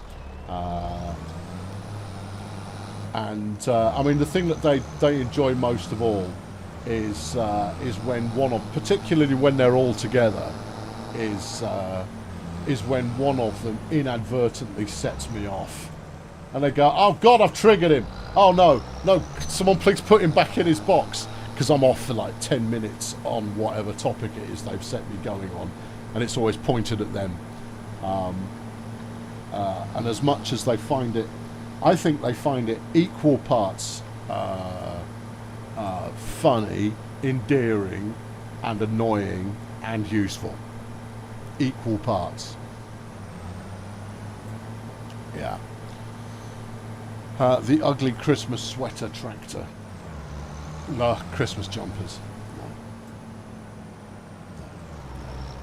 You see, this is where a psychologist would have a field day with me, because I refuse to wear novelty Christmas jumpers under any circumstances. Kind of go, no, they're not fun, they're crap. Right, choose a seed type. Lift that back up just so you don't accidentally put something else in. It's not going to magically know what sort of seed you like. And why are we double packing here? What's that? That probably does some harrowing at the back. Oh, I bet it is harrowing. Is it white? It is. Oat, canola, rice, oilseed radish, grass. Yeah. All right, what do you do? This crop can't be planted in December. It's grass. What are you on about? Of course it can.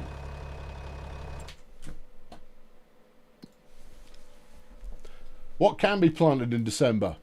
Funny story. Yeah, nothing. I've got to wait until January before I can February before I can plant anything, and that would be cotton.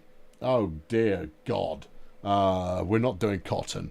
It's too expensive to do cotton. Oh man. Yeah. Oh boy. Yeah. Okay. Well, we're going to be using the time goes real fast tool then, I guess. You can just sit here in my storage garage. Yeah, no. Thanks for coming. G. No, that's B. G. Get off. Alright. Okay. Well, I guess I don't need this. You could go buy some more cows. You can buy some cow feed. Now, what does that look like? I don't know. But let's take the trailer, because we might need it. We won't. We might. We won't. Okay, alright, let's go. Turn off the seasonal growth? No! I'm not going to turn off the seasonal growth. Why would I it's like turning off ploughing. Yeah, no, I don't want to play that bit of the game. Oh, no, just don't do it then. Heck no!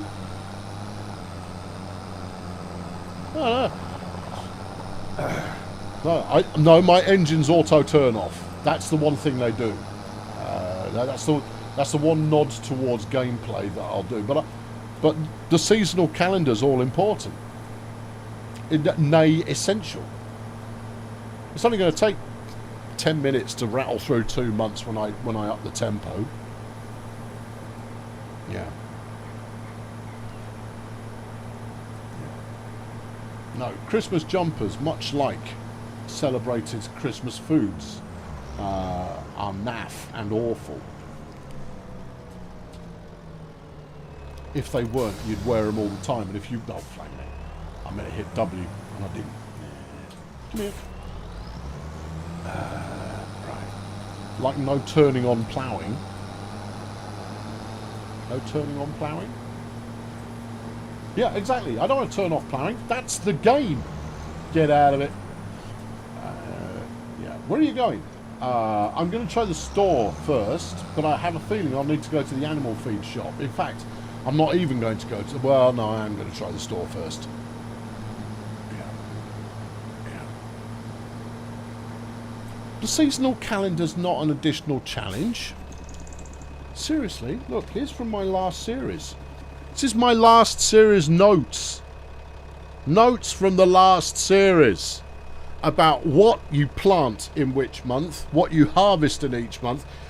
That was everything that I was doing in the series that nobody watched. That was all of it. I put so much work into that and nobody watched it, and it was great, and some of it was really funny. Yeah. Okay. Right, now then. Cattle foods. I think we might be out of luck here. I think we will need to go down to the cattle house instead, but since we were here, might as well have a look. rather than have to come back again. Animals. Food. Hey. Right. Wheat. No. Oats. No. Pig food. No. Wheat. No. Oats. No. Pig food. No. Mineral feed. This can be added to your total mixed ration to feed your cows. Good. I'm not seeing total mixed ration listed though. And since this is something I need to learn how to do, because I've never learned how to do it, I know you lot watched it. I'm talking about the 300,000 people who routinely watch farming simulator videos, none of whom could be asked watching any of mine.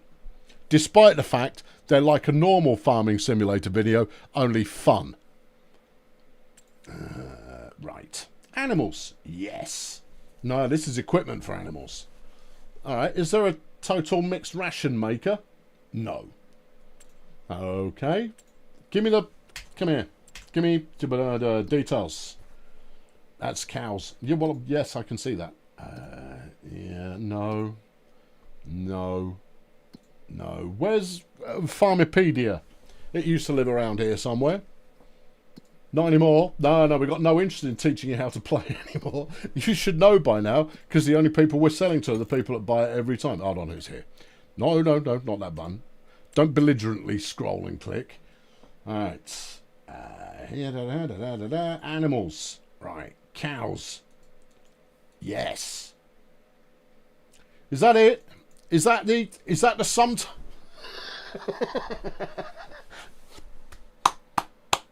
Brilliant. I know. I now know it all. I have a feeling, however, this is just an icon overview.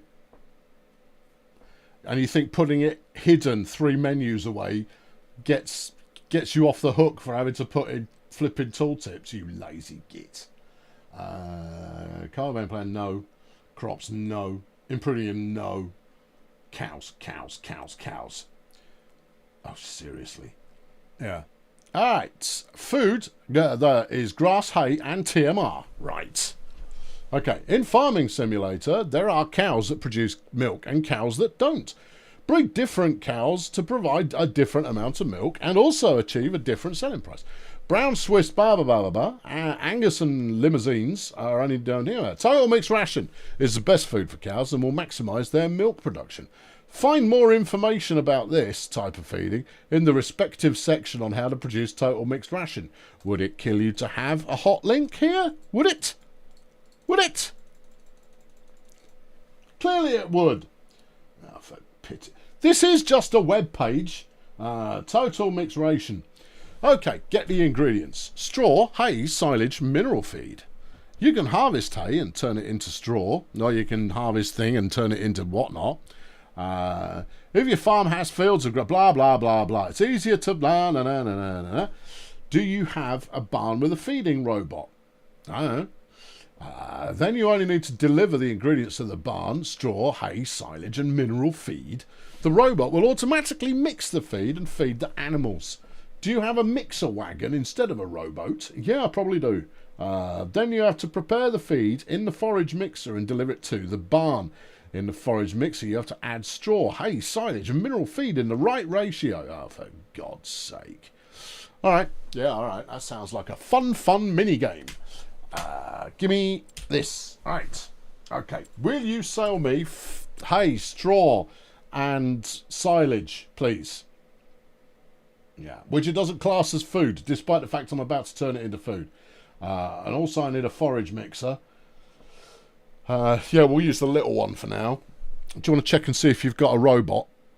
I know you can buy bales, that's fine. Yeah, let's go and have a look and see if we've got a rowboat waiting for us back at the whatnot. Alright, get off. Dump this horrendous trailer. This trailer's dead to me.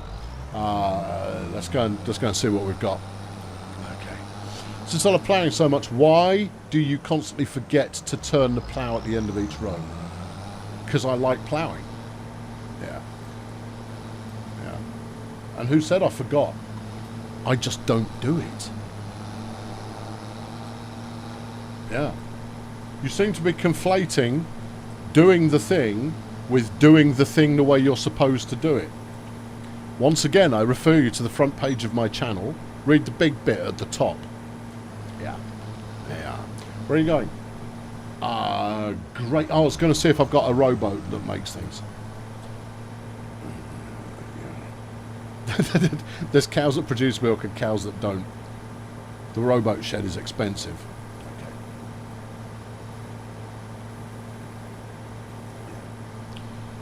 Okay. Is the tractor growing on me? So far it's adequate.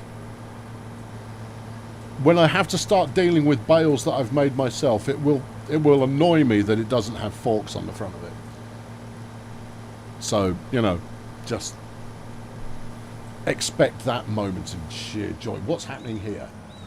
I don't know. Yeah, this all looks rather dead, doesn't it? It does a little bit. Get out of the way.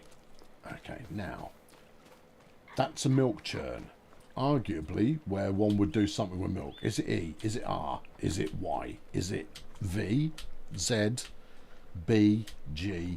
Okay. Is it one of the buttons? No. That door does not open. If that door opens, then I've got further complaints to register vis-a-vis the control. Okay. Right. Is there a robot? This is Letty Astronaut. That's a milking machine. Surely. Yeah, look at it. Look, it's got hose attachments there for your various bits of cow. Right, okay. Yeah, I would say I don't have a feeding robot.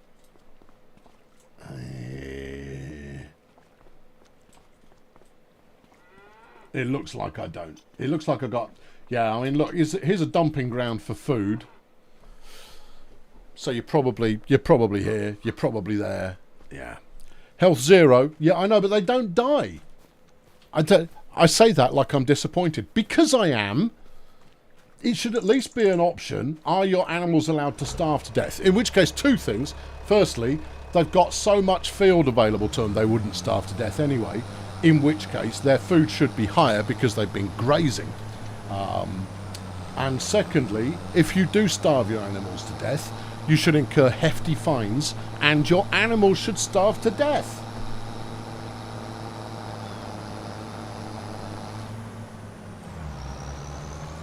And you should be able to turn that on and off, same as you can other things, apart from tooltips. Because sometimes you want it to be difficult. This is not a difficult game. There are any number of different ways you can play it and do perfectly well in a financial sense. I don't have it. It's 750 grand. Right, okay, cool. So what are we going to need? Well, you're going to need a trailer for mixing, but to be honest, that's not the worst outcome because it means I don't need a bale lifter right now. It means I can do it all with just stick it outside and slap it in the trailer and hope the trailer can cope. We'll see. We'll soon find out. Yeah. Around the corner. Yeah.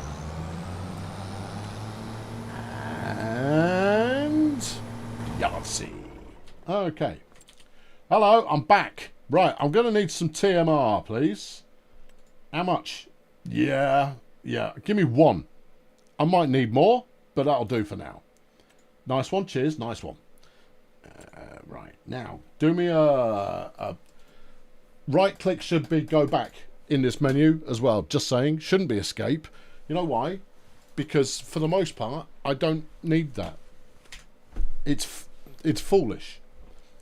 Yeah, and I know you're kind of stuck in your ways there, Giants, because you've been making this for donkey's years and haven't really rethought your menu system. I mean, although you've got a different menu system in this one, you haven't really rethought it. Ever. Yeah. Right. Okay, here's a mixer. This will do 24 cubic meters of gruel. I'll lease one of these. I assume it's the right one. We'll find out, won't we? Okie dokie. All I need is some hay bales. No, I'm going to build them the full suite of foodstuffs. I don't want them just to be fed. I want them to be fed. Yeah, they're gonna know they had some lunch by the time I'm done with them. Bales, right? Squirrel bear. Gonna give me give me one of these. £2,000 for a bale of silage? Flipping heck. That's a lot. I mean, 1,500 for a bale of straw. Hay. Straw. Hay. Is quite a lot. Yeah, give me one of them as well. Yeah, buy that. Yeah, lovely job. Thanks, nice one. That's more than I'm paying for the machinery. Yeah. Do you want some straw as well? I think you chuck the straw in there for them to frolic on. Yeah. Isn't most US customer service outsourced to India? Never generalise in that fashion. No, it isn't. You're thinking of big tech companies. Big tech companies outsource, but a lot of small places will do their own. You can have brushes to do what? Brush your horse. Ah, smooth. Yeah. I should get into horses. I've not done horses before in this. Yeah, it's because I don't give much of a monkeys about horses. Yeah. I need a lifter to put the bales in. Can I not just hit R and it'll hoover the bales up? That's what we're hoping for, children. Alright, here you go. Good. Alright. Hit R. There we go. I've got me minerals in there and they're swirling around. Groovy. Flipping it. Okay, right. 1,000 litres got me a 4% load. Most of the US is outsourced. I don't think that's the case.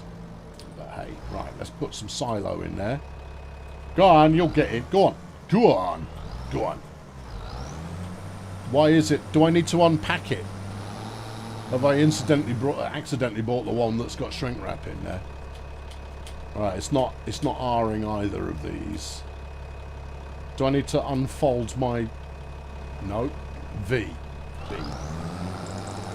Well, let's turn that on. Yeah. You know what would be nice right now? Is it if the tractor had forks on the front of it? Yeah.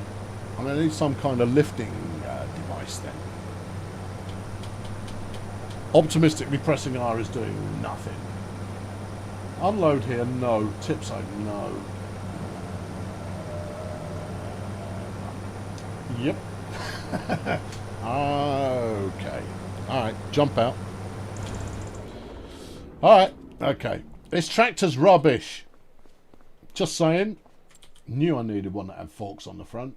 Well, just lease yourself a little forky fork. Yeah, okay. I mean, a forklift truck will do the job. Nah, you want to steer skid. Which you somehow managed to pronounce correctly. I've no idea where anything is in this menu. I see what they've tried to do. It doesn't work. Although I've just found loaders and that will probably do it. Yeah, okay. 57 large for this tiddler. Yeah, and you're going to need a bale fork for the end of it anyway, which I'm not going to do. Okay. What about a steer skid? I think these are massively overrated. Okay, so you're not going to do that either. Nah. Should go on the front of a flipping tractor. Well, tough. What about a telehandler? That'll do it if you attach the right lozenge. No, they're even more expensive.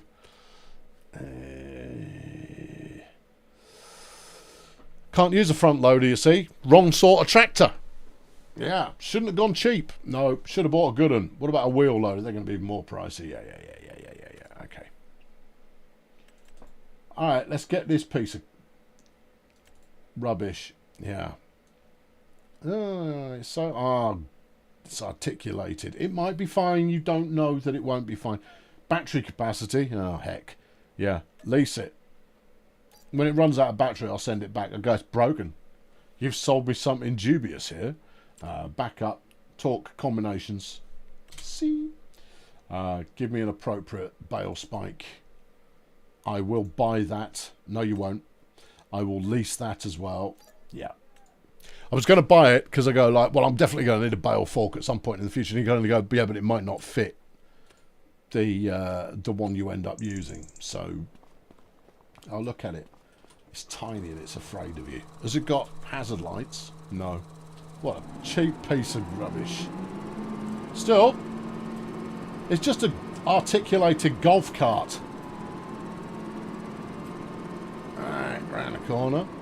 Tell you what though, it feels good. This battery powered effort, it's going to reach high enough, don't you worry. Don't even stress it. It's going to reach high enough. Yeah. Do two at once is optimistic, so we won't do that. Right. Oh, it's got a reversing hooter as well. That's delightful. Right, up we go.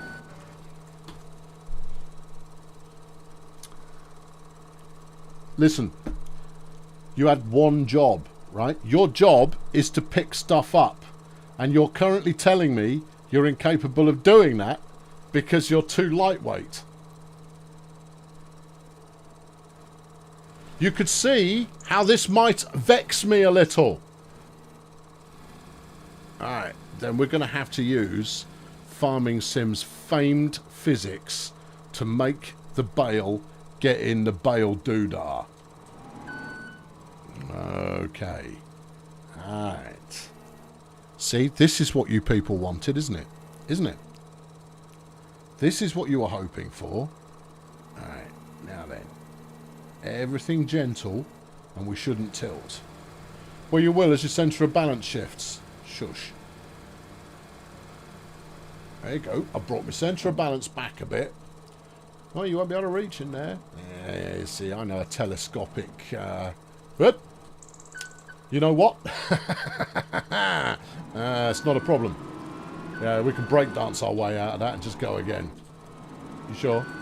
Oh, yeah. Yeah.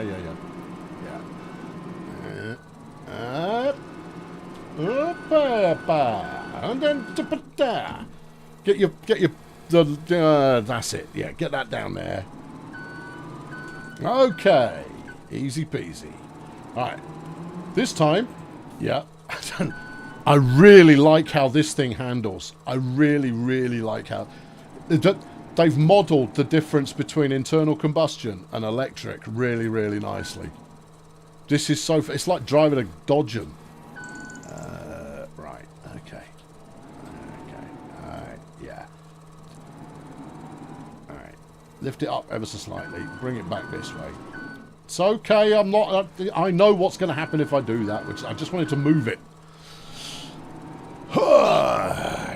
Diet's chucked £2 in the bucket to celebrate the return to an old standard. It's like a kernel failure jazz standard. The vehicle falls on its side. Alright, there you go.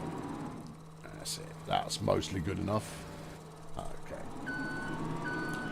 Yeah, no, the difference in the way that it accelerates is really good. I very much approve. Now, I never tried electric vehicles in the last one, so I don't know if it's the same as in the last one or not. But either way, it's really good. Now, what I'm hoping is that I can use a combination of slowly lifting with push against the trailer if I need the wheels to go back down. Oh, maybe pushing against the trailer wasn't helping me. Okay. Up.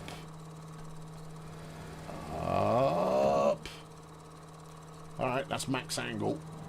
And that'll go. There you go. And then ease it back. The professional. Alright, let's go and blend that in. Sweet. Okay, right. Oh, it's already done it. Oh, yeah. Oh, it knows. It knows. Right. Your mix ratio at the moment is 0%, 82%, 0%, 17%. I think you need to have the white lozenge in the middle of the red segment. So at the moment, you have too much mineral in your mix. You have not enough hay. That's okay, that's coming next. And you have a little bit too much silage. Well, then the hay should balance it out quite nicely. We won't have any grass in there because apparently you can't plant grass until it is deemed appropriate by the grass police that you can do that. So, fair play. Yeah. Alright. Yeah. No, this... I like this. This lion. Yeah. I like it. I like this lion. It's good. If only there were a weightier version of it. Or one that you could put some weights onto the back of it. We'd get along famously. But as it is, I don't hate it. Yeah. I hope you noticed that Barry is wearing hoisties. Oh yeah, he's quite the dapper lad from 5 years ago. Mercifully, these days, the fashion for wearing either hoisties or sticking a fat lad in skinny jeans has mostly worn off. I mean, you only need a mirror, lads, to just look at what you're wearing and just kind of go, oh, I look bad. Yeah. Ideally, with your mirror, you want a picture of Steve McQueen next to the mirror. And you kind of go, can I see Steve McQueen wearing this setup? If the answer is no, then you're not dressing well. Yeah. Pro skills. Yeah. Alright, abandon ship. Okay. That's mixed in. Groovy. 2 in the green. Oh, hold on. No, we're still agitating. That was grass. It was hay. Well, apparently that top one is hay. You need some straw. Okay. Right. Yeah. I've gone 1, 1, 1, 1 as the ratio. And if that's wrong, then I'll just keep going till I fill the trailer up. And then we'll hope for the best. Right. Give me a straw here.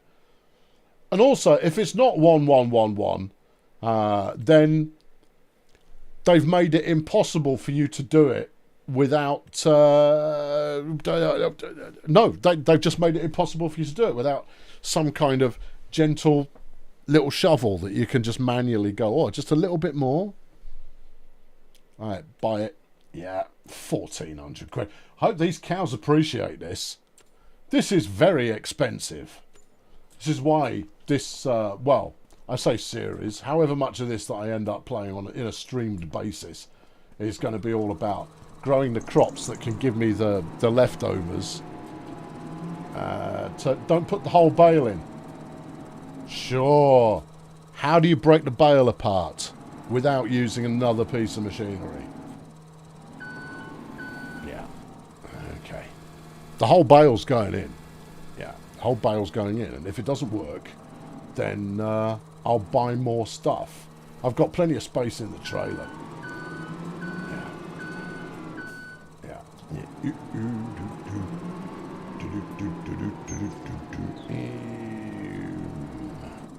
Right. And sure. No. If you want to tell me how to divide this bale up, get into it. Otherwise, and furthermore, it's probably a little bit too late. Go on, get off. Oh, that's an adventure.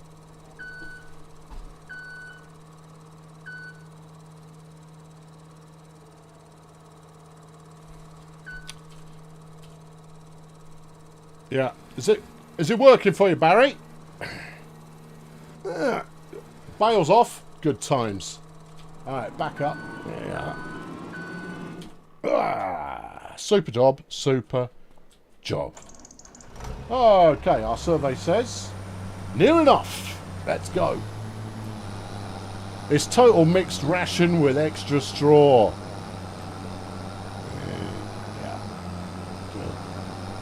Alright, you might not... This is why I wanted a tractor with bale forks, because you use bale forks. Oh, do you want to put the hatch on? It doesn't have one. Alright, let's not... Spill some of the straw out of it. Get in the back and pick out blades of straw. I don't think it's... I don't think you would call it a blade of straw. No. It's not an ear of straw. Stalk. Straw stalks. Start picking out straw stalks until the ratio thing goes green. I've got Forish, not TMR. No, this is TMR. I have followed the recipe precisely.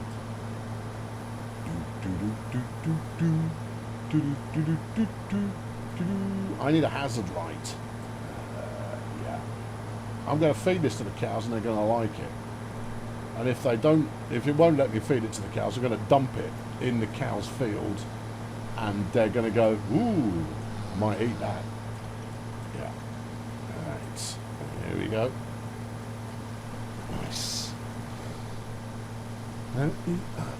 Cows like straw. See, look, that one was giddy at my impending arrival. It was going, oh, flipping brilliant. It's got everything we want. I got 2 right, it has. Okay. Dump. Yeah. Get some of this in you. It's full of nourishment. Super. It's forage. Okay. It's not TMR. It's mostly TMR with extra straw. That's just like adding some, you know, it's like it's got vitamin D added to it. Or it's like bread in America where it's got sugar in there. I don't mean America, I mean Subway. The reason that Subway bread is so god awful is the amount of sugar in it. And the preservatives as well. There you go. It's turnips mixed ration. They've got 23,000 litres of food now. That's not in the feeder. It counts as food. It counts as in the barn. It's fine. Yeah. I unloaded it where it said it wanted to be unloaded. It's all good. Right. Abandon that. Let's go and buy some more cow. Yeah. Alright. It's the half-time show, everybody. Yeah. Like putting rice in a burrito. Yes. You're allowed to put rice in a burrito, but you've made it less of a burrito in the process.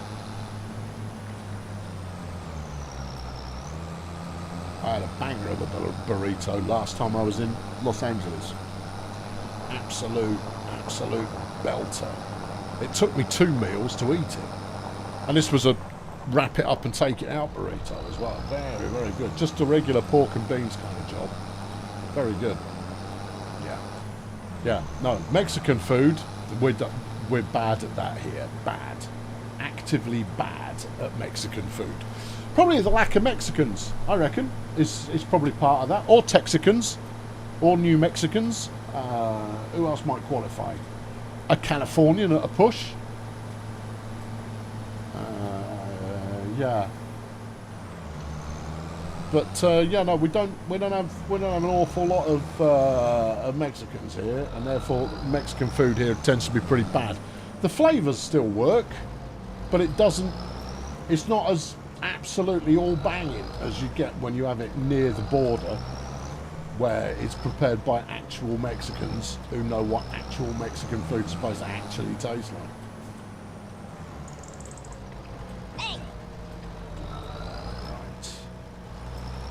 Where are you going? Yeah, I'm going over here. Okay, right, I'm parking up. Andrew's just chucked $10 dues in the bucket. Nice one, Andrew. But I'm just going on a break, Andrew. So, you know, you've chucked it in there for almost no reason at all. But that's on you. Anyway, I'll be back in 5 minutes.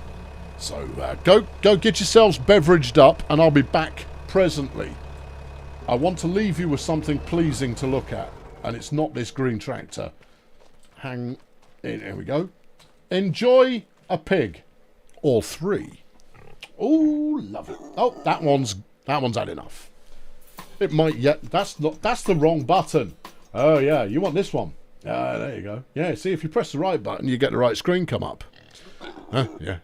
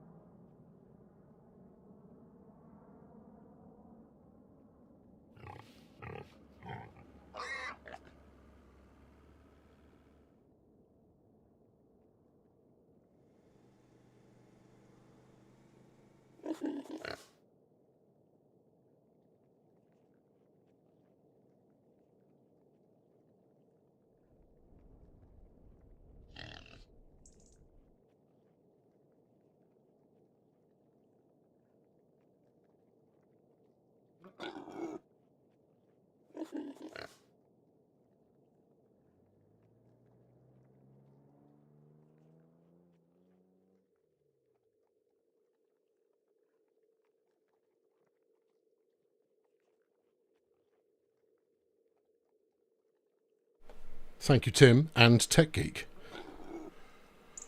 Get your weather on the go there, people. I'll read it once I'm back underway.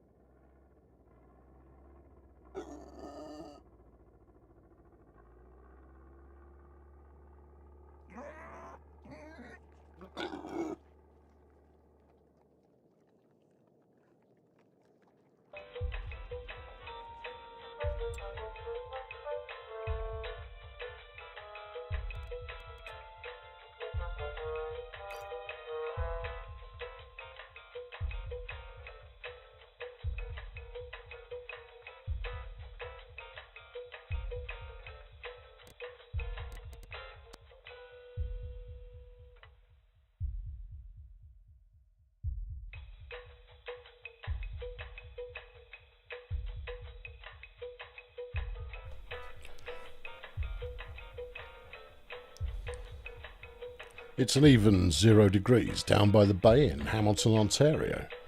In Karlsruhe in southwest Germany, it's 1.2 degrees Celsius. 20 Celsius, partly cloudy, in Jacksonville, Florida. It's 10 Celsius and cloudy in Kildare. In Molde, in Norway, it's a worrying 2 Celsius with an anxiety-inducing lack of snow. It's 6 and cloudy on the Yorkshire coast. It's 4 degrees in Hasselt in Belgium. 30 Fahrenheit and clear in Flint in Michigan. Load. All right, there we go. 30 Fahrenheit and clear in Flint in Michigan. You said that. Took in the Netherlands is 4 Celsius and dry. It's 58 Fahrenheit in Manteca in California. 7 in Penistone in Yorkshire. 4 and clear in Copenhagen in Denmark. In Rugby in the UK, it is 6 degrees and cloudy. In the Bay Area, you see you scrolled. Yeah, I know you were asking for it. In the Bay Area, it's 52 Fahrenheit and it's no longer raining. Good. 19 with a top of 31 in Melbourne. It is 7 and cloudy in Stoke. It is, what else? What else is it? It is 20 and overcast in southern Arizona. I just did that on the basis of a quick release of all resources. Probably not a bad idea. Yeah, now you've got to go and find your tractor again. Yeah, no, I'll do it like that. Boo! I know, you big wuss. You should have run it. I know. Well, whatever. Right, have we got some 6 months old? Yeah. We'll take some of these Frisians. Max me out, please. Buy them. Oh, wait, hold on. How am I buying them? What am I doing with them? Put them. No, that's it. You're sticking them in the trailer. Good. All right, thank you for that. Back. Oh, can I buy some more? No, you filled her. You can only do 6 at a time. Oh, okay. All right, give it some of that. Give it some of this. Give it some of this. All right. And away we go. All right, good. Super job. Where was I? Always anybody's guess. Oldham is 6 Celsius and drizzly. No chance of seeing meteors at 2 a.m. Not unless they hit your house. It's currently 10 degrees and raining in Ardrishaig in Argyll. I don't know. Okay, yeah, I know. It's close enough, and you know, the Scots have got a reasonable level of tolerance for the English butchering their town names. 6 Celsius and mostly cloudy in Lancing in West Sussex.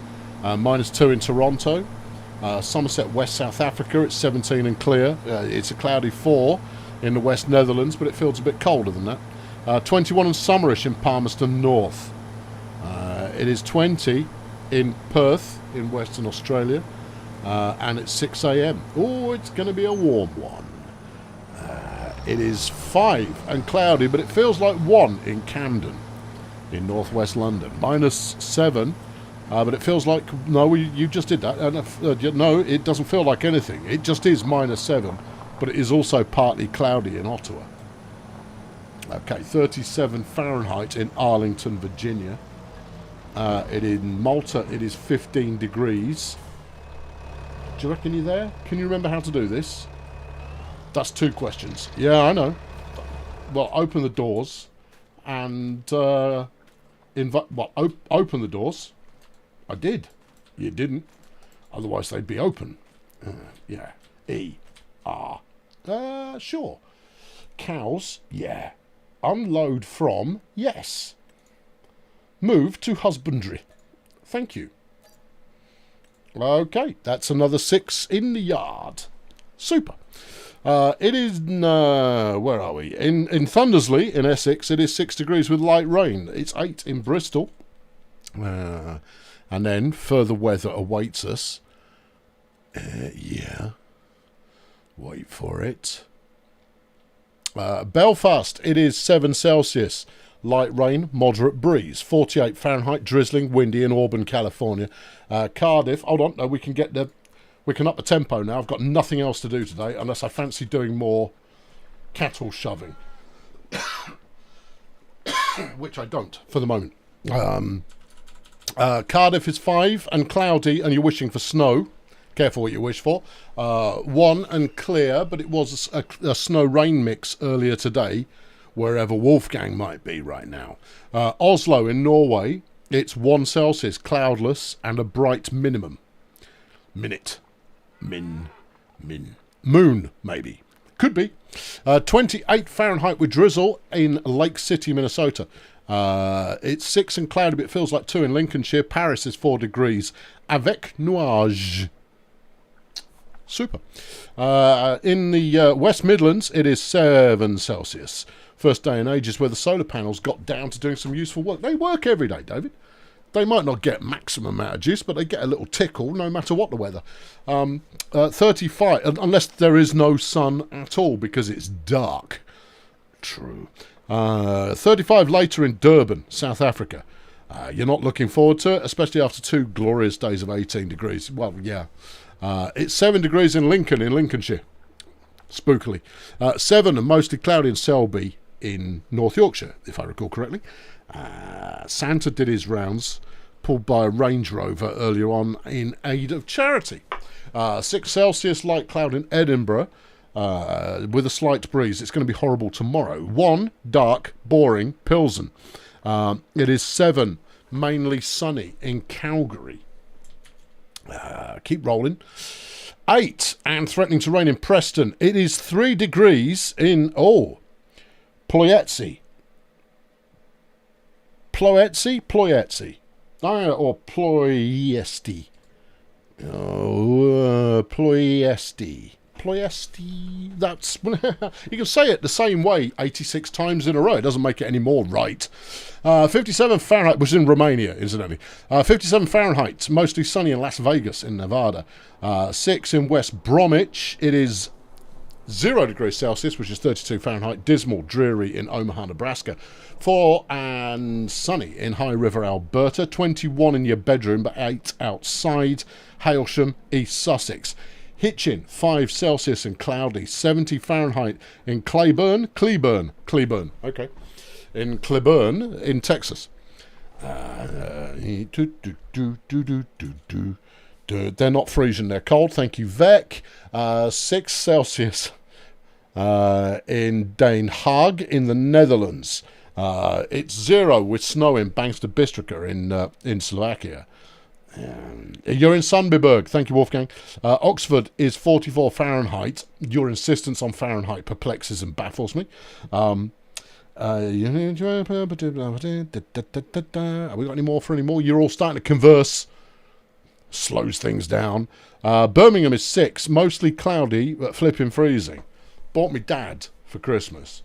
It's not his main event. It's as a secondary thing because he used to work. Well, he used to work in Birmingham for about 20 years. So I bought him the Joy of Brutalism, and it's nothing but brutalist architecture, kind of top trumps cards from Birmingham. If he doesn't want them, I'll have them. I love a bit of brutalism, me. Yeah, there you go. Second pronunciation was spot on. I think it was the same as the first. It's 20 Fahrenheit in Walpole in New Hampshire. Yes, NH. What else could it be? It couldn't be anything else. Okay.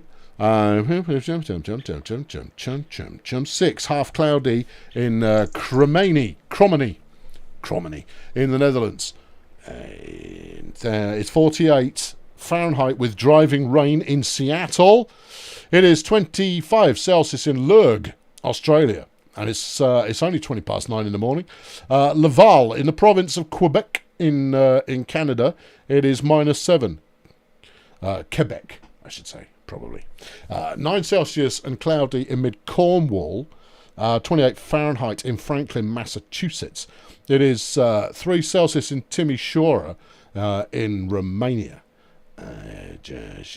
We should go back to the units we invented. No, because they were stupid. They have since been supplanted, and it doesn't matter that they've been supplanted by stuff the French came up with. They went, lads, look, we've had a think, and this base 10, yeah, it's a winner. You know why? It's why it comes natural to us. It's why we find 10 so easy to work with. We'd probably do all right with base 5, but that's a little bit limiting. So base 10. What's the weather in the bunker? It is a very tasteful 23 degrees, which is very nice indeed. Southeast Minnesota. Could be. MN. Montana. There you go. You live in Montana today, Beep. It's -2 with freezing rain. It is 0 and windy in Frankfurt. Nice. And Wilbur's become a member of the Fail Brigade because for some reason Wilbur was on the fence, was going, should I, shouldn't I, don't really know. Skip, have you got your ears on? It'd be helpful if you had, but it's not the end of the world if you don't. Wilbur couldn't decide whether or not to join the Fail Brigade, and then it was the weather pushed him right over the edge and went, yeah, I'm in. Yeah, there you go. I still haven't been able to pronounce Sundbyberg. No, okay. Well, nobody's ever given me a pronunciation guide, Wolfgang, and therefore I pronounce it the same way as I always have. Base 20 has also been used and is somewhat defensible. It is, yes, I agree. Yeah, base 16, anybody's guess. Your speed limits are still in miles per hour. That's because of old people and because of the amount of expense involved in changing all the signposts. Extraordinarily expensive just to change all the signage. I mean, everything I use kilometers per hour. So I use my car's digital readout in kmh. My phone, my sat nav, I use it in kmh. I understand both. I prefer kilometers per hour because if you're going a long distance, it just feels like you're using up the time. You're going through the distance faster. Yeah, there you go. It's 4 in Stevort in Belgium. Near Frankfurt, it's dark outside and the windows are closed, so you can't see. I like base 16. I don't object to base 16, but you see, I mean, that's using a bit of hexadecimals. Yeah, I don't mind that. I don't mind it, but I wouldn't choose it as an initial basis for all measurements. No. 1 litre of water is 1 kilogram. Yeah. And it uses up a cubic doodad. A cubit. One sign would be 50 to 100 quid each. Right. Yeah, no, I know. It runs into the billions, the amount that it would cost to change all of the signage. You wouldn't have to do it all straight away. But the issue is old people, of which I am fast becoming one. And they don't want to have to think about converting from what they understand into what it feels foreign to them. We've done the weights. The weights have happened. That wasn't a problem. We weigh ourselves still in stones and pounds. Yeah, I know. Stones, get into that. 14 pounds in a stone there, friends. Yeah. All right, yeah. No. I've done that already. You can close it up now. There you go. All right, now let go. Let go. In Queensland, Australia, it's 27 Celsius with a high of 29 and a low of 23. Thank you. Yeah. Bristol boys off. You're going to try and watch the rest tomorrow. You can't really concentrate as your dad passed away 10 days ago. I'm so sorry to hear that. Keep breathing in and out. That's the only recommendation I've got. Keep breathing in and out, and think fondly where possible. Yeah. Petrol pumps are in litres. Yep, absolutely. We abandoned the gallon. Yeah. Height is in feet and inches. Yes, but other measurements are in metres and centimetres. Yeah. And it's because the things that you use routinely about yourself, so the distance you're travelling, the height you are, the weight you are, you think in terms of the old school units. And old people are the ones who vote. And therefore politicians are terrified of just ripping the band-aid off and ploughing forward with some actual progress in a scientific fashion. And because my generation are now coming up to being old people, then, you know, we're going to be... we were all taught at school metric. We were taught metric exclusively at school 40 years ago, and now I know imperial measurements, and it's because no government has the cojones to actually just go, let's just do it, come on. Yeah. And you know, there is a institutional memory of of the amount of griping that went on when we decimalised the currency back in the early 70s, and the amount of whining that went on about that from people who are entrenched and stuck in their ways and refuse to embrace the future, refuse to embrace something that is more logical. You've got some slurry. Oh, yeah. Yeah. So anyway, there you go. It's just, it bugs me. Because we should be better than this as a species, and we're just not. Yeah. Yeah. Yeah. Change the side we drive on at the same time. I don't think that's necessary. I think it would kind of make sense to do so, but I think you'd have to have something like the purge in order for changing the side you drive on to work. Why am I getting in this? Because it's seeding time, friends. We're in February. I can plant. Yeah. There are more urgent needs to spend tax money. Oh, definitely. In terms of priorities, oh yeah, it is not top of the list. Not by a long way. There's always something else to spend money on. You know, and then when the time comes, go, oh, should we convert to metric or should we renew Trident? Oh, I don't know. Well, we're never going to fire them at anything. Yeah, I know, but I mean, should we do it anyway? Yeah. I know that's too political for some people, but that's okay. I'm quite comfortable with my position of I see no situation under which killing 100,000 innocent civilians is justified. Right, there you go. What if they're doing it to us? This crop cannot be planted in February.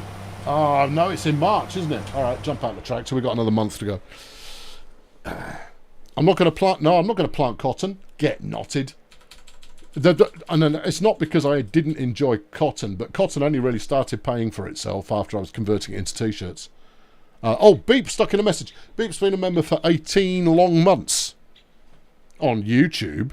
He's been even longer on Patreon. And if you were to add them together, it's pretty much since the Big Bang. Pretty much. Yeah. Trident wasn't quite what you had in mind. No, Jim. No, me neither. But you see, even so, when Trident comes up for renewal, we still hemorrhage the money at it anyway. Yeah, it costs an absolute ruddy fortune for something we don't need and will never use. Yeah. Yeah, Trident versus measurement units. That's a debate Parliament hasn't had. We could convert to metric once. Yeah, and better still, Trident needs renewing every 10 years or so. Whereas, what's your problem? Where are you going? Stop it.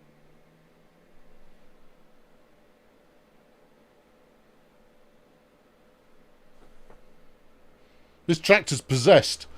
Whereas metric, you've only got to do it once, and then it's done. No, you're sinking into the ground. But I'm not going anywhere. Nope, you're doing it anyway. Huh, curious. Yeah. Okay. But would someone else do it if there wasn't the threat that we could do it back again? No. Why would they? No, there really isn't. No, it's insane. As long as the Americans have got a stockpile enough to blow the planet up 5 times in a row. Yeah. Trident measures in miles, not kilometres. Does it really? That's awesome. Nice one, Jim. That's a quality piece of tie-in research right there. Yeah. No, I mean, the biggest socialist program in the world, or, you know, the US military, as it's otherwise known, no, they're going to keep packing their big toys. They won't give away their nukes ever, at any point. Even if everybody else went, nah, we're done with them. We don't need them. And every movie in the world ever tells you that, like, when aliens rock up and you decide to nuke them, they just kind of go, no, that doesn't work on us. Yeah, I mean, we didn't come in going like, oh, what if they've got a weapon that might be really super powerful? Such as, well, they've got these nuke things. Oh, yeah, we used those before we developed spaceships and went to conquer other planets. Oh, right, yeah. So obviously we can deal with those. Well, obviously we can fly through space a long way. Yeah. We've only got 4 nuclear submarines. We're going to go like, yeah, we'll smash several of your most important cities. Maybe. If we haven't sunk our own submarines coming out of port. Which is also possible. Still, I mean, at least they were only, double-digit billions to put into service in the first place. Yeah. I'm not going any more political than that. It is ironic. That's all it is. Slight satire with irony. It has no political affiliation other than me being a peacenik. And I think all wars should be solved by the people that want to start a war. You put the 2 of them in a room, give them a flick knife each, they fight to the death, right? And then you put a bullet in the winner and said, here's your winner. And thus endeth all wars. Yeah. Leaders, they're your problems. Yeah. For the most part, people just want to get on with it, be left alone, and provide a little bit better for their kids than they have. Leaders are the ones who make problems. Because they tell you, those guys. Didn't Superman throw them all into the sun many years ago? Yeah, but I mean, Superman, he wouldn't be allowed to do that these days. No, because he wouldn't have a nationalised citizenship. So they'd never let that happen.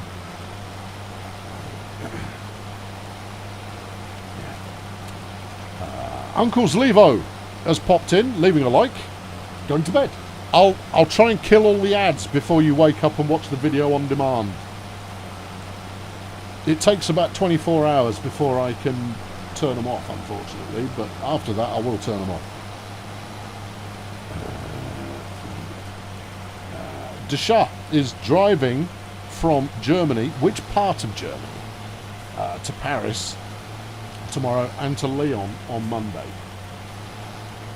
I mean, okay, that's quite a beefy journey just from Paris to Lyon. But I mean, there are some bits of Germany that are a little bit closer to Paris than others. Either way, you can have some sympathy anyway.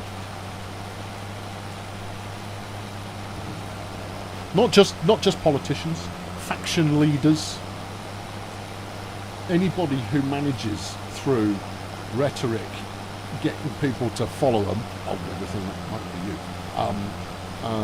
you. Yeah, they're the problem. Regular people, they aren't the problem.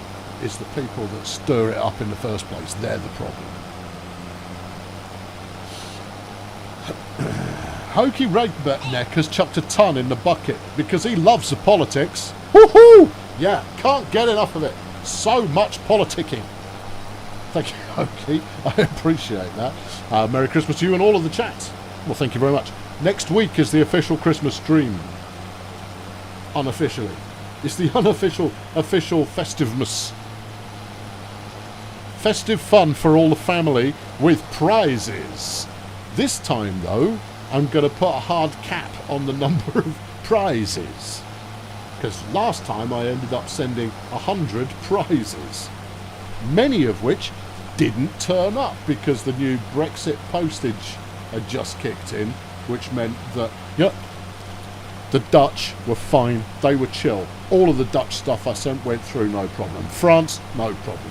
Belgium, no problem. The Germans, on the other hand, bounced about 5 or 6 of the prizes that I sent. Kind of go, no, you need your tax declarations on there. I go, but it's a free gift. It's not. There's no commercial aspect to this. No. Whereas everyone else in Europe was chill about it, the Germans went, no, rules is rules, clown. Yeah.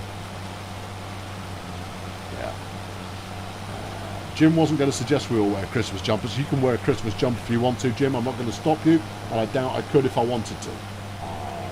However, I will not be, because they're not ironic. They're just crap. That's the end of my Christmas jumper rant that I started earlier on. That's the punchline. Yeah. Wilbur's chucked $50 dues in the bucket. Thank you, Wilbur. And you just became a member as well. Flipping out. Wilbur, you've just had your Christmas bonus, haven't you? And you've kind of gone, I'm going to fritter it away on silliness, fun time and whizzles. Well, I mean, if you see me as Fun Time and Whizzles, I mean, that is my DJ name. Yeah, no, thank you. The first time leaving Australia and you're going to the UK, London to Edinburgh, would I recommend Lumo? What the bloody hell is Lumo? Or LNER? Get the sleeper if you're doing London and Edinburgh. In fact, it's not all that long. It's about 6 hours, I think, the train. Anyone?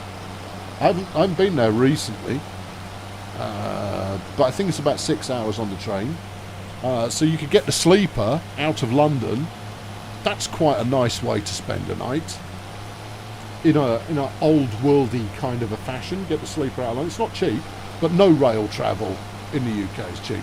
The good thing is, rail travel in the UK is quite reliable. It's expensive, but it's quite reliable. As long as you're starting in London. Yeah. The further north you get, the less reliable it becomes. There are patches of reliability. Lumo is the low-cost train up the east coast. Is it really? Are they the operator now? What? Yeah, no. If you want to treat yourself, Wilbur, get the sleeper. It will be an adventure. There you go. Arjun's backing me up on that one. Nice one, Arjun. Yeah. Reliable when they're not on strike. They're not on strike all the time. They're only ever on strike when you need them. But they're not on strike as much now anyway, because their pay demands have actually been dealt with, as far as I'm aware. And it's always pay and conditions as well. Pay is often a secondary aspect.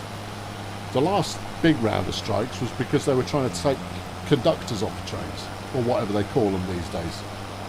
Passenger marketing officers,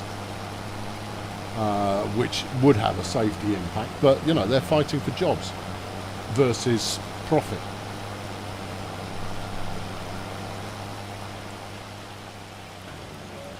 No, I've never heard of Lumo. Never heard of it. So what is that? Where do they run then? Is that London, Peterborough, York? That kind of direction. Never heard of it. Oh yeah, but I mean over Christmas, I expect them all to be closed anyway. Invariably closed. If you want a cheap way to go, National Express. They tend to, or Megabus. That's the bus alternatives, and they don't tend to stop all over the place. They'll take you where you're going. It is a lot slower, but also a lot cheaper. You missed a bit. Yeah, I might as well go back and get it.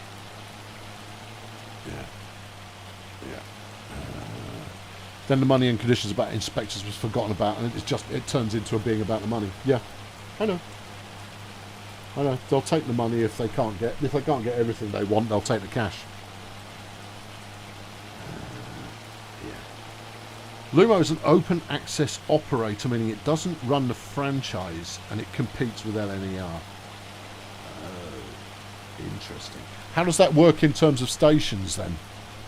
Because I've been to a few stations in the past. It's not as bad these days, but I'm thinking 15, 20 years ago, where you'd go to stations with multiple operators and each operator had their own timetable board that you had to refer to. It's very confusing. Thanks, capitalism. Yeah. I mean, look, I don't have rose-tinted glasses with regard to nationalised rail, but I do think we should nationalise rail. British Rail was very, very unreliable. Privatising it allowed it to become more efficient, but what we've ended up with is a service that doesn't serve enough and is prohibitively expensive. If you're going on a journey with more than just you, take a car. It's cheaper and faster, particularly if travelling west to east or east to west.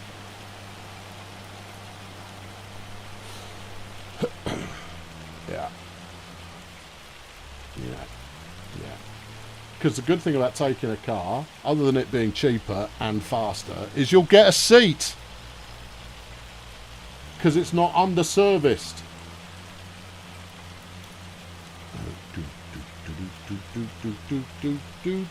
Did I not turn? No, you've got it not turned on. Oh, okay.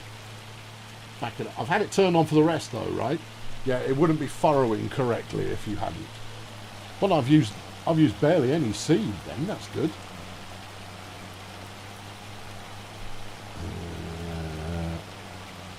Privatised Rail also deliberately killed its own engineering teams and caused a load of accidents. Oh, see, that's something I didn't know. Yeah. Doesn't one always get a seat on the train? No. Oh, if you've booked and if you're off-peak on a service that doesn't have that many people using it, if there aren't that many people on it, yeah, you can have a seat. If there are, no, you can't. If you've booked, yes, you can. No, standing room only is quite common. Or third class. Incidentally, if you ever find yourself having to travel in third class, you're allowed to use third class in first class. You don't have to use it in second. And a lot of people forget that. And so they're all bunched up in the second class coach. Nope, you can go and stand in the first class coach. Kind of go, no, I don't have a seat, so I'm going to stand wherever the hell I like. And then give them a look and they realise, all right, you're not worth arguing with. Yeah. And obviously don't make their job any more difficult than it has to be. But at the same time, hit them up. Paff. Like that. Yeah.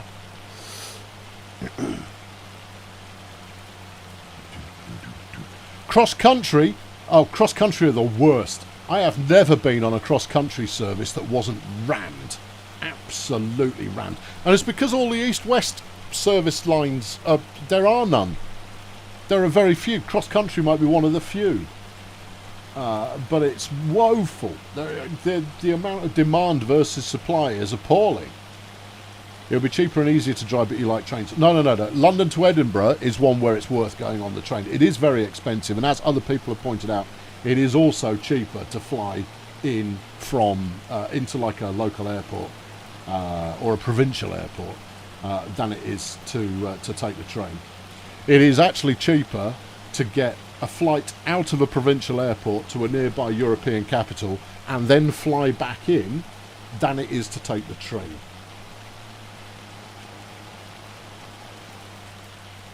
Especially if you're only going one way. But the train is quick. Quickest.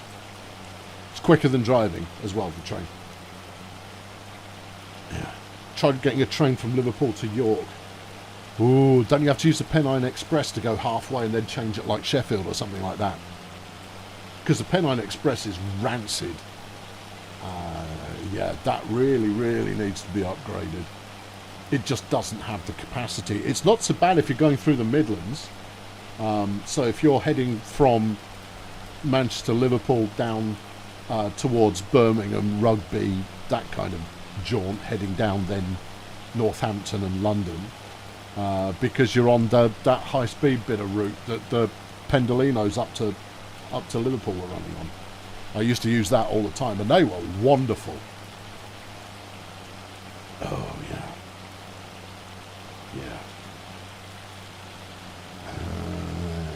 Cheaper to take 2 flights than take the train. Yep. The cheapest form of travel in the UK is the trebuchet. 2 planes. I mean, you'll be taking Ryanair, which is horrendous. If you have the choice between EasyJet and Ryanair, EasyJet are like pure luxury by comparison. Yeah. Ryanair, they just pack them in, and that's actually one of the books that I've been thinking about writing. I've got the core, I've got the hook. I just don't have the story premise yet, so I'm kicking ideas around it. This would be if I did a work of fiction, yeah, about air travel. That's the hook. Work of fiction, speculative. Ryanair standing room only. Yeah. You don't. Johnny don't fly. Johnny, I'm right there with you, baby. Given the choice, I would never fly either. And it's not because of the flying part. The flying part is fine, but very boring. But airports can get in the bin. The delays at both ends can get in the bin. The amount you're stung to get to the airport can get in the bin. The other passengers can get in the bin. The air quality on board a flight can get in the bin. The lack of legroom, similarly, bin it. Yeah, there are so many aspects to air travel that are just rotten and awful. But it's still better than flying with a lot of American airlines. I had the misfortune to do 2 American carriers on a couple of jaunts that I was doing. And the difference between European and American carriers is noticeable. Makes Ryanair look good. And that's not something you say very often. No. And holy mackerel, no, the difference is absolutely insane. Ryanair is like Spirit. No, I think Ryanair is. I think Spirit makes Ryanair look like Virgin Atlantic. Yeah. No, I mean, American domestic airlines are run on such a penny pinching basis. It's awful. But I used. Who did I use? I used American Airlines to do a transatlantic hop at one point. And it was awful. It was absolutely awful. Best, New Zealand. What are they called? I think it's New Zealand Airways. But yeah, they're the best by far if you want to go transatlantic. Because they deadhead back across. So they use an off-peak service that nobody really wants to fly on a Thursday night. Out of Los Angeles going into Heathrow. And therefore there's rarely any passengers on board. And they're very, very just easy going. It's very chilled.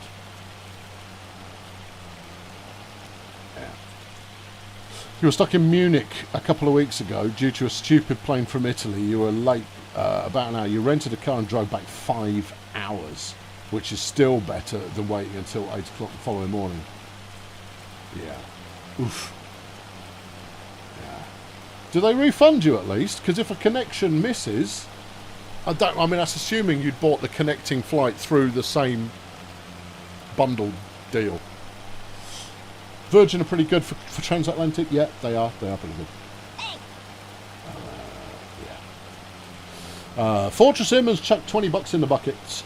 You noticed with horror that the bingo happens next weekend. Afraid so. You're dropping prezzies to the family up north. So here's some absentee fees. You're gonna miss the hilarity. Well, you might be back. New Year's, around New Year's, is going to be the horse racing, which is always good for a giggle. So swing along for that instead. It'll be just as good. And you get to spend some time in the north. It's nice up north.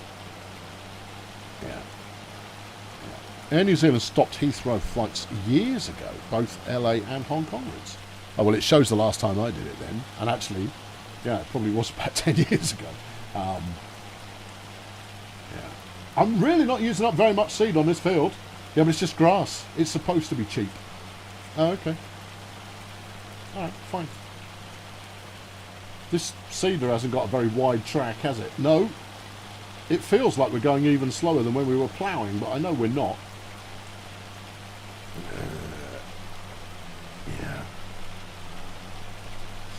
Yeah. Jacob is about to head to the airport. You've got a flight to the USA via Amsterdam, London Heathrow on KLM. KLM's alright. And then overseas via Delta. Oh, you have my sympathy. A Delta part of One World Air or whatever that international conglomerate are these days. How's my tooth? Well, I don't have one. that's the long of the short. I've got a peg at the moment, which is helping it to heal. It's unsightly. So if you catch a glimpse of unsightly, don't look at it again. Now, you're all scrutinising now, especially those watching on TV and 4K. Going, so you got a bit of something weird going on there. Yeah, I got a peg. I got a peg in place of. I'm not going to show you. No, my fragile self-opinion is a little. I am a little vain. You can't have a hairstyle and not take some due care and attention towards your appearance. So it irks me ever so slightly, but it has improved my diction, not having the bridge in there now. But I've been cyborged. I've got a drill bit inside my jaw now. It's going to be 4 months before I have the. I'm calling it a peg. I don't know what the dental term is.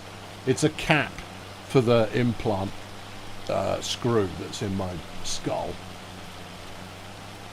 And I've got to wait for it to properly bed in before I can have the fake one stuck in. But because I mean, what I said to the dentist is, I said, look, cosmetically, yes, I would like it to look like that. I don't have one missing. But more important than that is that it does not interfere with my ability to talk, because I talk for a living. And therefore, suddenly developing a speech impediment, as much as your palate and your tongue, they learn to adapt to what's in there before. I'd had the bridge that I had previously. I'd had that for about 2.5, 3 years. And my sibilances were still blown out on a regular basis because it was not robust enough. Yeah, there you go. Yeah, so I've got it to. I've got a hairstyle. It's iconic. That's why herself would always tell me off when I shave my head during the summer. She'd go, "Your hairstyle is iconic. It is part of your brand. Leave it alone." And also, she didn't like my shaved head that much, although she did. And then she didn't. She goes, yes, it's nice to feel, but I don't like to look at it quite so much. So there you go. Yeah, they are. Good. Yeah, so for the sake of argument, it is an implant is the next best thing to real. Expensive, but next best thing to having a real one. Yeah. Got a tooth out a couple of weeks ago. Actually, it doesn't hurt as much post-op as having a tooth out because it's not a gap. They split, drill. The drilling's not a laugh.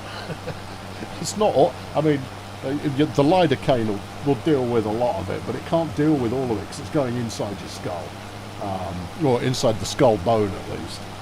And that's if you're going top deck. Obviously, it's in your jaw if it's bottom deck. But yeah, no, that wasn't giggles. And,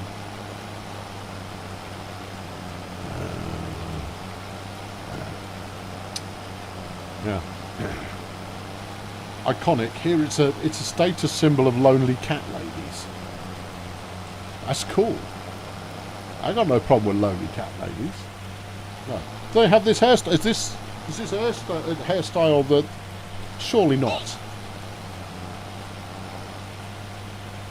Surely not. The only women I've ever come across with a hairstyle who match this tend to be women who like women.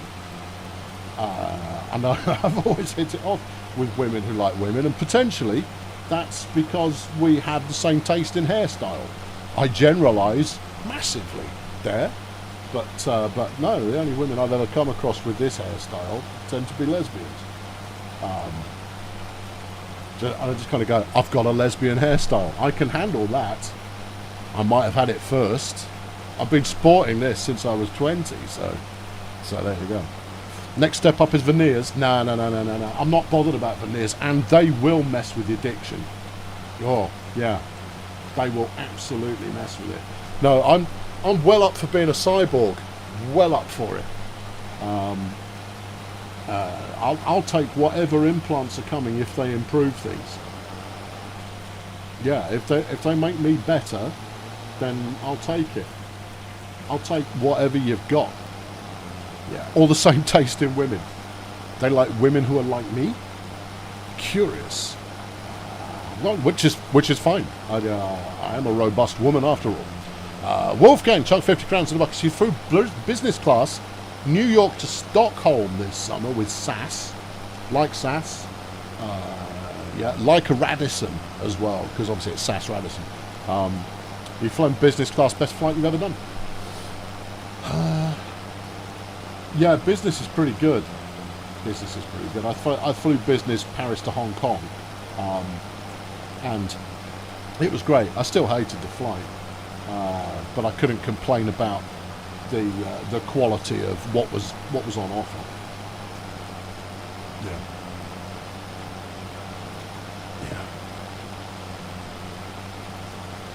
How long would that take then? Stockholm to New York, that would be about an 8-hour flight, something like that.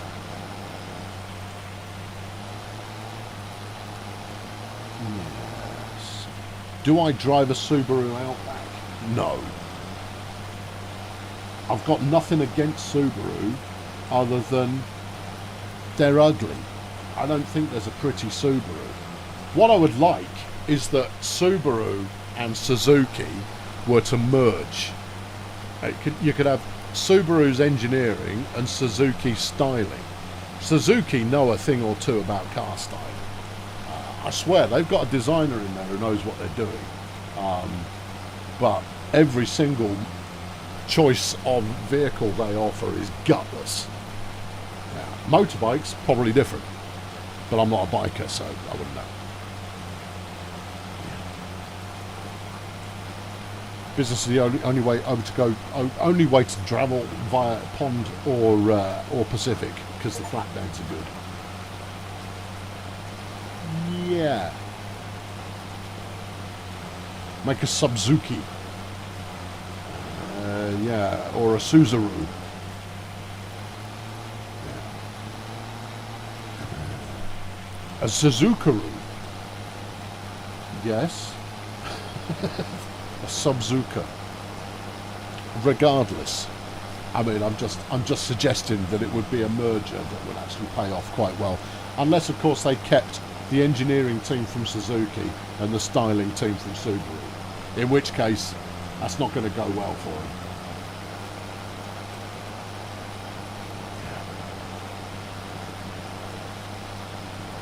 Try Bryce Norton to the Falklands, 16 plus 2 hours in a cage in the Ascension Islands.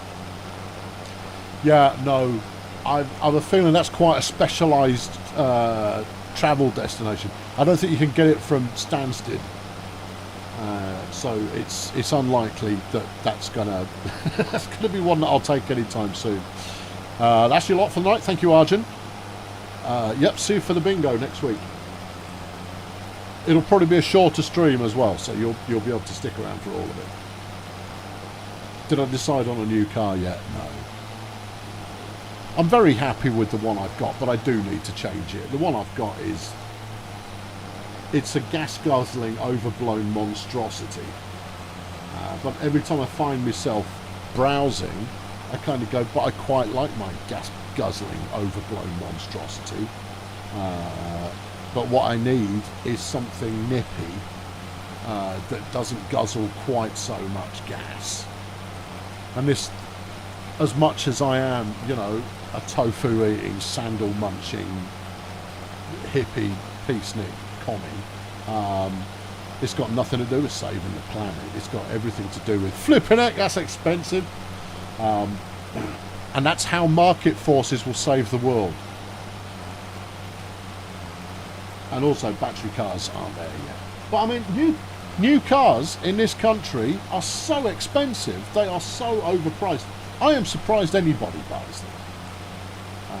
When there's a cost of living crisis, you're going to go, is there though? Because new cars seem to fly off the shelf. Forecourt. Get yourself a big American pickup. If I lived in America, I would. Except I wouldn't get a big American pickup. I'd pick up... and if I didn't go for something out of the classics, well, out of the 60s classics, I would probably go for an early 2000s Bronco or something like that, or a like-minded Chevy, because they're robust but not safe. There you are. Yeah. You always thought that I was a Mini Cooper kind of a man. Yeah, I could. I've had a real Mini, not a BMW Mini. I've had a real Mini, and good God, they're fun to drive. I had to change the tyre on it once, and it didn't have a jack, so I lifted it up and stuck a brick underneath it on me, because they're not very heavy. But yeah, no, a Mini Cooper, I'd have that, but I need the space. And the thing is, I don't. I do need the space, but I don't need the space. The reason I need the space is because there are semi-occasional trips to the tip which will fill the entirety of the back of my hulking great SUV. And it really is a hulking great. Everyone who gets into it goes, bloody hell, this thing's enormous. I go, yep. It's about the same size interior as, it's just a little bit smaller than like a Range Rover, except it's Japanese, and it looks great in profile. It looks great from the front. You kind of go, ugh. But from the side, you kind of go, oh, the wheelbase spacing, they've absolutely nailed that. It looks like a Tonka toy. It's fantastic. Yeah, real minis are like go-karts. They are just tremendously good fun. They zip around, corner like everything. They'll go for miles on a thimble full of petrol. Fantastic. Cold until the engine gets going. They're a bit cold, but then the engine's just, it's only about a metre in front of you, so that'll warm you up. Yeah. You get underneath a lorry. Yeah, no drama on that one. Yeah. There was another cool car I owned. It is Volkswagen Carmen Ghia. I bought that when I was 30. I have both regrets, while at the same time it was a tapestraic experience. The regrets are, at the time, when I was 30, my shares in EA that I got as an employee all matured, and I went, yeah, they're not going to be worth anything, because I joined EA.com, right, which was set up as a separate company. It was their online arm, and it was going to handle massively multiplayer games and the future of gaming, which was going to be streaming. And this was in 2007, 2008. EA were early to that party. Broadband did not catch up. You were still dial-up at the time. They were ahead of the game on that party. Hemorrhaged a ton of money on EA.com, of which I was part of the European team working on Ultimate. So they ended up wrappering that company, shuttering that company. They cut the European team by 3/4, but because I worked for the bit that made the money, I was saved. And converted all the EA.com options that we had working there into proper EA stock. And over the following 3, 4, 5 years, and this is the PlayStation 2 into Xbox 360 era, EA stock went through the roof. I mean, it's been climbing ever since, and splitting and climbing and splitting and climbing, but no, it climbed like Billy-O. And I had very few EA.com options, but once they got converted into EA shares, and then EA had a massive growth spurt, it ended up that I managed to rake in about 20 grand, which was lovely. Should have kept them. Nah, could have kept them, but raked in about 20 grand, and I stuck them all into my car, which I had for 3 years. Yeah, 3 years, during which time I was stranded sufficiently to warrant getting the AA out. Because I bought a fixer-upper, found a garage that would do the fixer-upping, but the garage was not particularly professional. High quality work, low quality project and time management, and just everything went wrong on it. One thing after another, one thing after another. Stranded in the space of 2 years. I think I called the AA out to come and pick me up 18 times, something like that, something ridiculous. I mean, it is that ridiculous. Anyway, I ended up doing a deal with the owner of the VW garage, specialist garage, whereby I would do his aftermarket parts website sales portal for him, because I was a webmaster at the time. And he would do a respray on my car, which for the first time since I had it was running with no problems. Yeah, and you can see how this story's going to end up. I've told the story recently, but I'm just doing a refresher. Yeah, he went bankrupt before finishing off my car, which was in parts, which was sanded down and panels only. I had nothing. Money-wise, I'd spent all of it. And so I ended up selling the car as a project for 700 quid. What car would I buy if YouTube made me rich? Would I buy a Defender? Nah, I wouldn't buy a Defender. I wouldn't buy a Defender for the same reason as I don't wear Superdry. Yeah, I know. I might buy a classic Defender, but then it would be one of many. Yeah, just a little short wheelbase number, a little 90. Yeah, you think I need a Suburban? No, not in England. It's too small. The roads are too small. You don't want a hulking great car in England. I had a Volvo. I had a Volvo S60 before the Beast that I have at the moment. What's it called? It's a Murano, a Nissan Murano, which is the last model that Nissan put out before it was taken by Infiniti, which is Nissan's luxury brand. So effectively it's an Infiniti because they only sold it under the Nissan badge for a couple of years.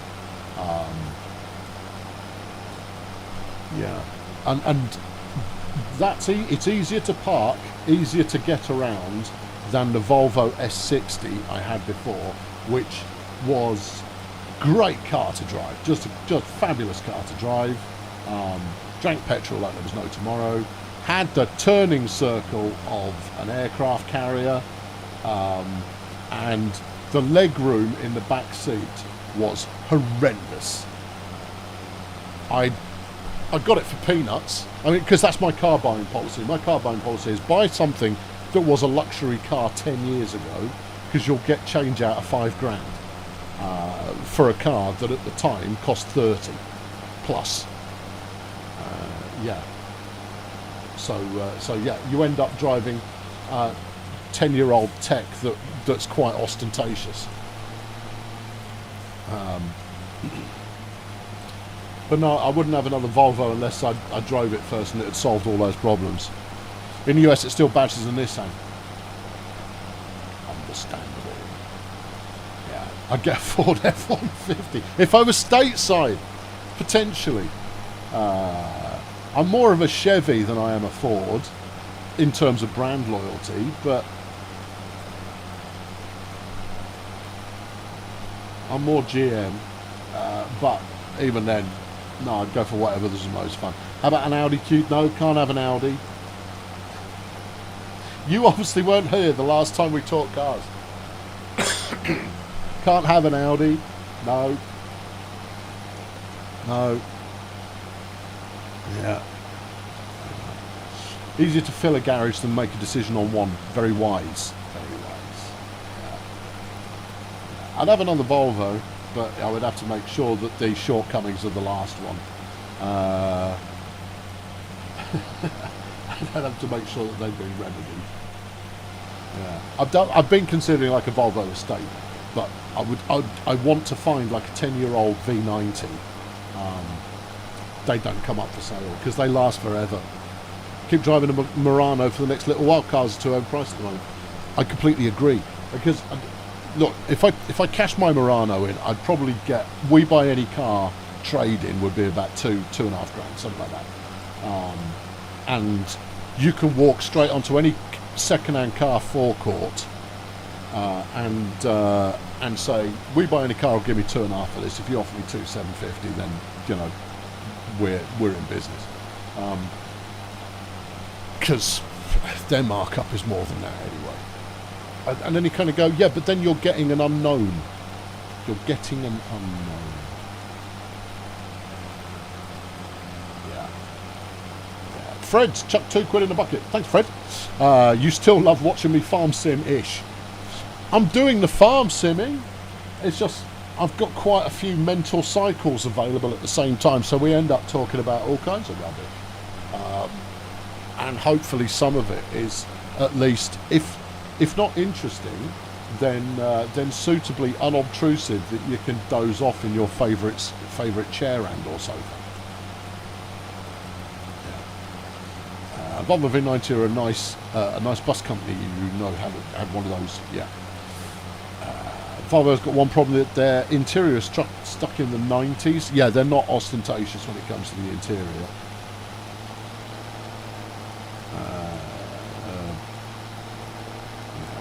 But I don't know if Kev's still around. Kev is a professional car man, and he invited me a couple of years ago to go with him to a car industry test drive day as the talent. So I would do my best Clarkson while Kev would film it.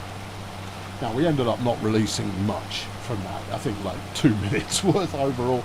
And I found it really, what I found really difficult was it's hard to say anything interesting about cars.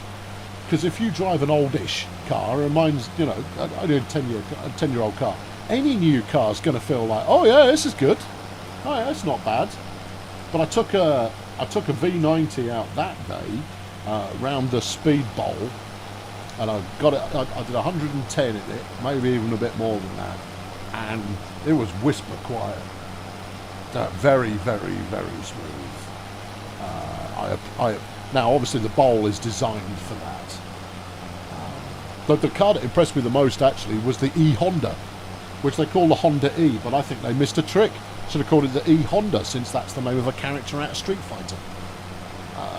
Stupid design, but it was nippy and it was fun to drive. The most disappointing was the Renault Twizy.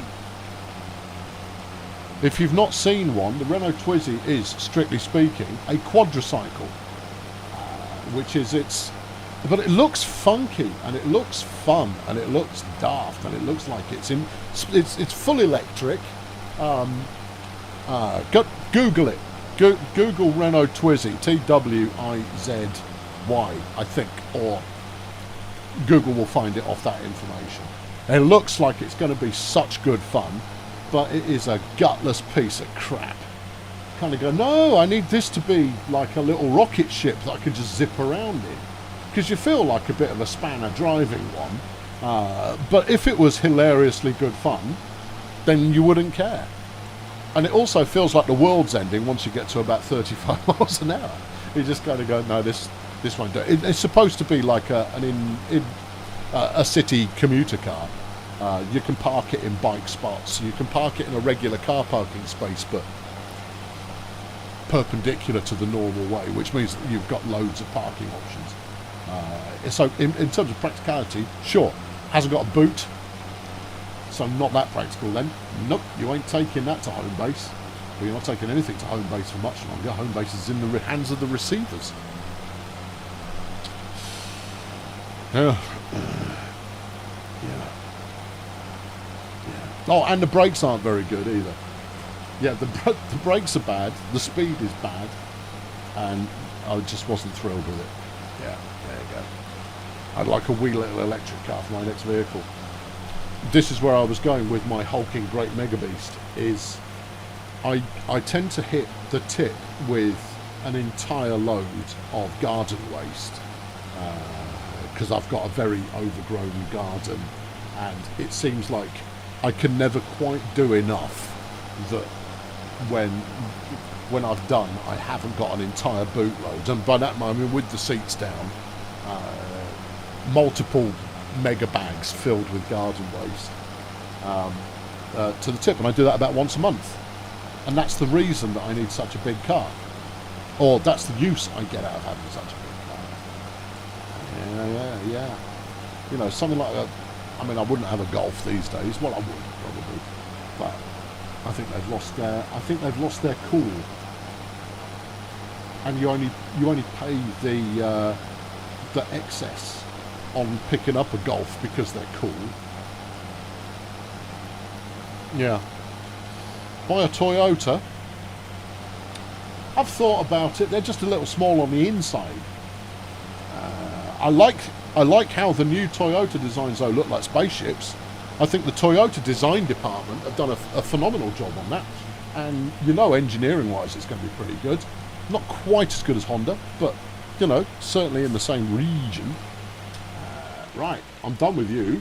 Right, what do you need to do to that? Well, you should have picked the stones up beforehand, but I mean that's not going to end the world. Needs rolling. Okay, let's go and rent a roller. At least we'll get the yield up a bit. Yeah. You've got a Golf 8 variant all track. Okay. I've not looked into Golfs enough to know what the specials are there, but okay. There's nothing wrong with a Golf, but you do pay a premium on it based on it being a Golf. You get more bang for your buck out of a Polo than you do a Golf. If you know what I mean. Because Polos aren't cool. Yeah. You bought your first car 10 years ago, brand new, a Mercedes B-Class with everything. The plan is to drive it until one of you die. Okay. Fair enough. Yeah. I mean, the newest car that I ever had was I had a 2-year-old Ford Focus.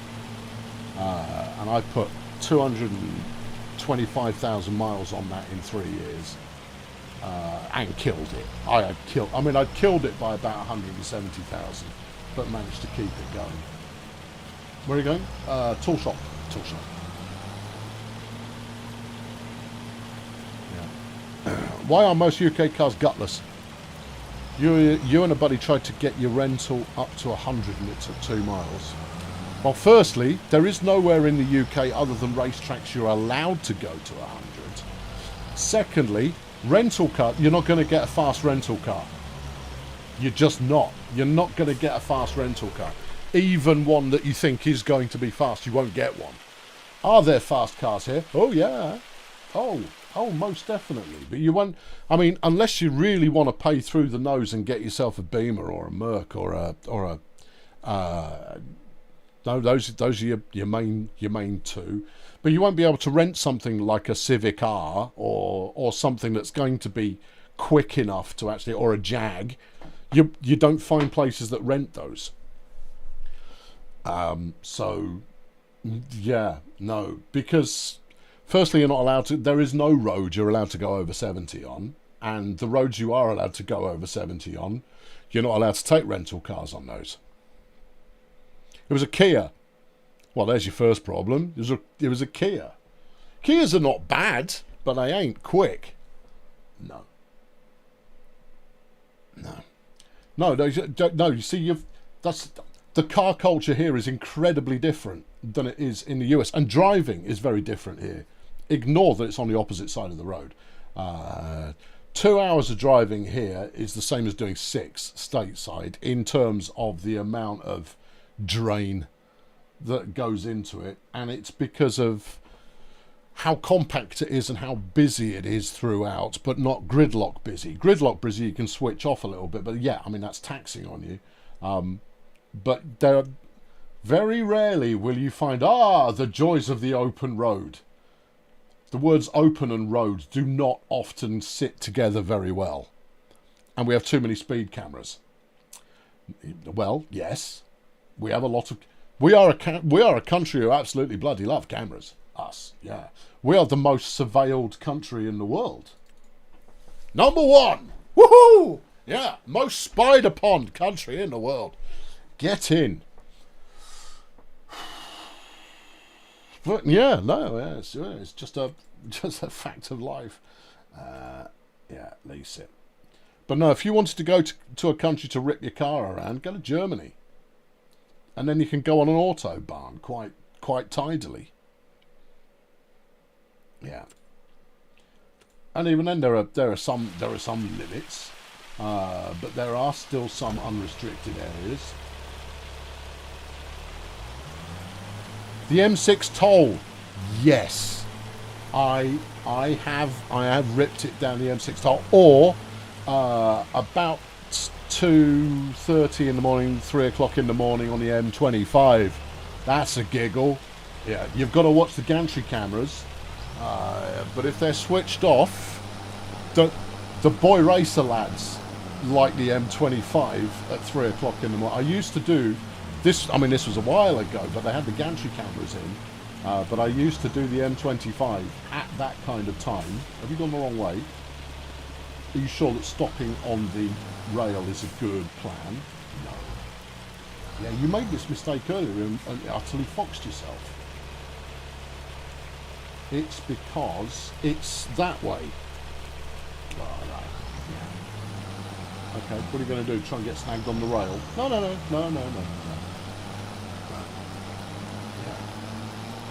No, boy racers on the M25 at 3 o'clock in the morning are a delight, because they're in their tuned up courses. They're all doing like 80, 90. And the other thing, M25 Monday morning on the M25 from about 7 a.m. to 9 a.m. there really isn't a speed limit, and I know this because I used to do that every week, and the fast lane was for those doing 100 plus, the middle lane was for those doing at least 90, and you would go past police after police, south side of the M25, because they didn't care as long as it was moving, and the people who are driving at that time of day on a Monday do it all the time, so it is a reasonable assessment that they know what they're doing, or at least have practice enough that that they're not likely to come unstuck. And even if they were, it's slow drivers that cause the problems rather than the fast ones. Generalisation. Yeah, I get you. The problem is if you come unstuck and you're going that fast, you come proper unstuck. Whereas slow drivers come less unstuck. But I tried it once as an experiment. In my forecast I went, okay, well 55 is the most efficient speed that I can do. Let's see how, I mean, when I retired it averaged 65 miles to the gallon, diesel, but 65's not to be sniffed at. So I went, no, I'll do 55 all the way home, and it was terrifying, absolutely terrifying doing 55. Especially at slip lanes, slip roads where you've got traffic merging in and you're doing 55, every single time you thought you were going to die. Every single time. Yeah. How people do that with the obliviousness of no, everything's normal and everyone else is to blame. No, sunshine, you're to blame. Oh, I'm so scared when doing this. Speed up, you'll feel safer. That's miles per hour. Yeah. Speed, weirdly, I do in miles per hour, typically. Yeah. Distance, I do in kilometres. Yeah. 55 miles per hour is too slow on the M25. Yeah. Unless it's backed up. If you're going through a housing estate, sure, but no, the M25 is brutal. Yeah.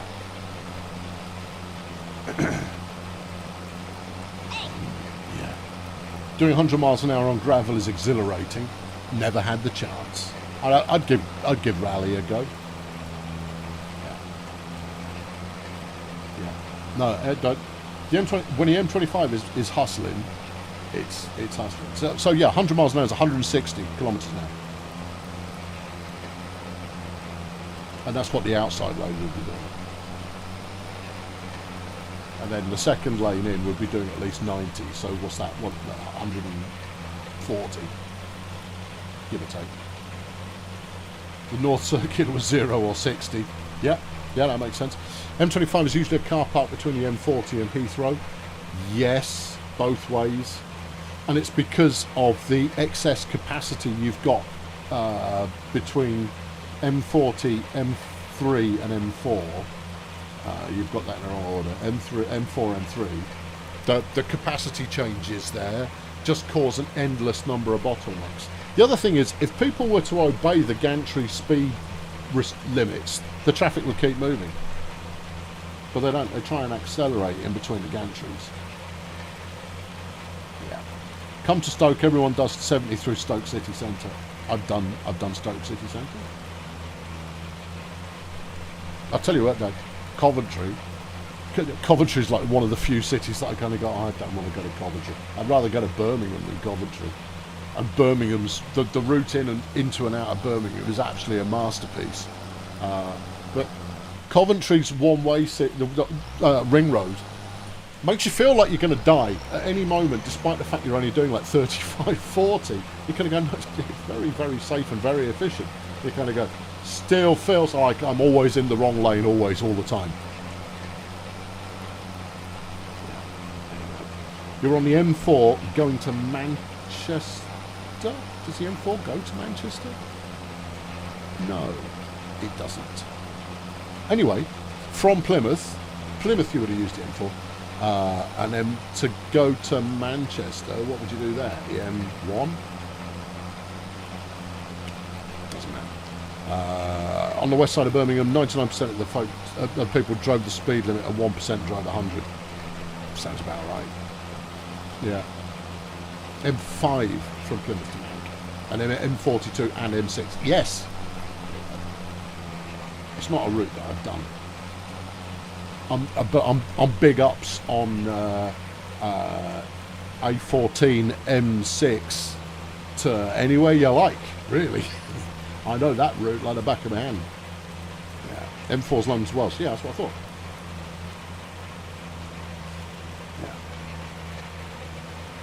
The new R5 Turbo looks lovely, but it's electric. R5? I don't know R5. Oh, the Renault 5. I've only seen the concept so far. I've not seen the finished product. I didn't know they'd released the finished product design yet. But yeah, I agree. I thought it looked fabulous, the concept. I'm not even bothered about it being all electric. I'll jump on all electric when it makes sense to do so financially, but at the moment it just doesn't. And I'm not going to buy a car on a lease, which is just insanity, because the amount you put down in advance of getting a leased car, you can follow my 10-year-old car plan and own it, and then cash it in. Leasing a car is just throwing money away when you don't have to. And the only reason you've chosen to do so is so you can have a new one. And sure, I get the appeal of having a new one, but I'd rather own it. And then even if it breaks, you can still flog it and get some of the money back.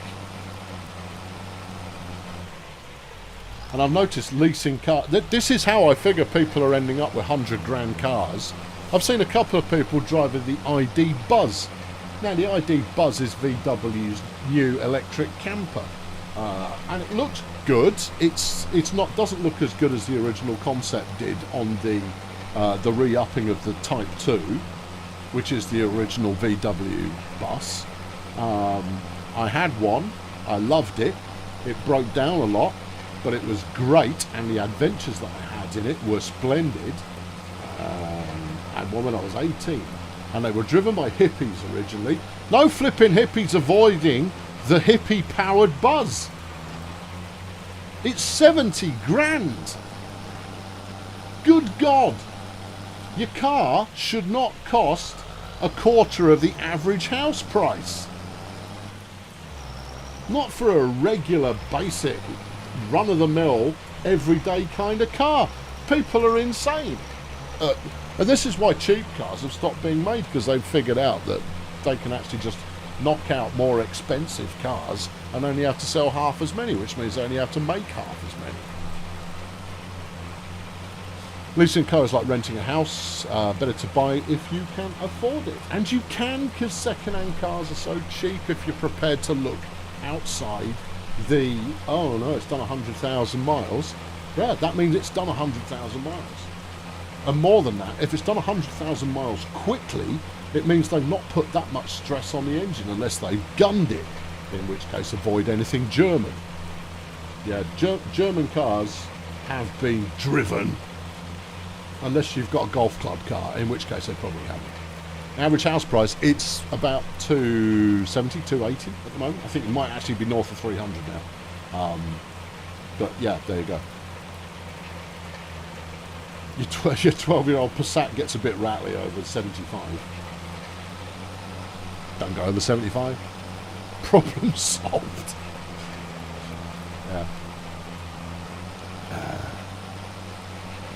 It's been a really awesome car. You've owned it since mile 3, and it's now on 172. There you go. See, they'll last donkeys. Is it petrol or is it diesel? You're 53 and you've owned 4 cars since getting out of college. That's not bad going. How many have I owned? Oh, let's do a quick count. Oh boy. Alright, we had the VW bus, which I had for my last year at university and 1 year afterwards. And then I part exchanged that for an engine for my brother's bus, because he had one as well. He's 2 years younger than me, but we got a good deal on that. And then I had a really crappy Ford Escort, Mark III Ford Escort. It was horrible. Didn't have it long, and I killed that. Yeah. What went wrong with that? Actually, I don't know what went wrong with that. No. I managed to swap it for my mate's Mini, which I thought was brilliant. He goes, there's no heater. And I went, no, yeah, that's fine. And so, yeah, so he had my Escort, and I had his Mini, and the Mini was an absolute flipping up. We did it in the summer. I hadn't realised how cold. But you see, I'd own a VW bus, and therefore you got used to having an ice scraper on the dashboard next to the lighter you used to set fire to your hands to keep them warm. So this came as nothing new. Except, of course, if it snows even slightly, Minis get less hilarious, because if it's icy snow, they can't get over those clumps that go down the middle, and so you're grinding out over the middle the entire time. Yeah. Right, what did you have next? Alright, next I had a Ford. No, wasn't Ford. Austin, yeah. An Austin Montego estate diesel 7-seater.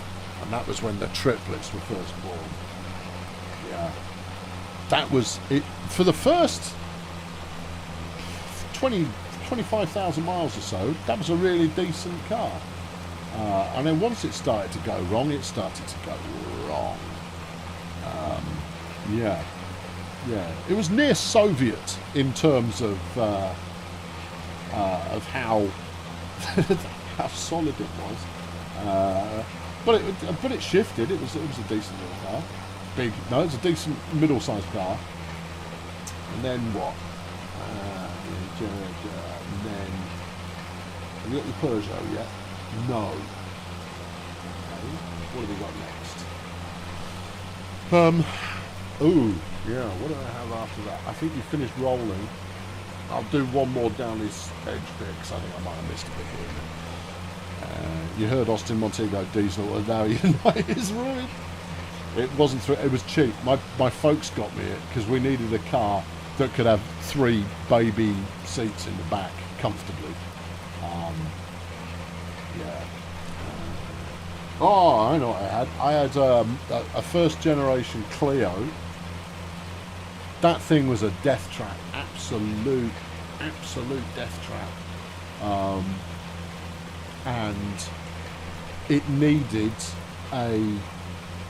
a very small amount of welding doing to the floor pan, so I took it to my local garage, and there must have been just like oily grease running up there, because in the process of welding you set the thing on fire.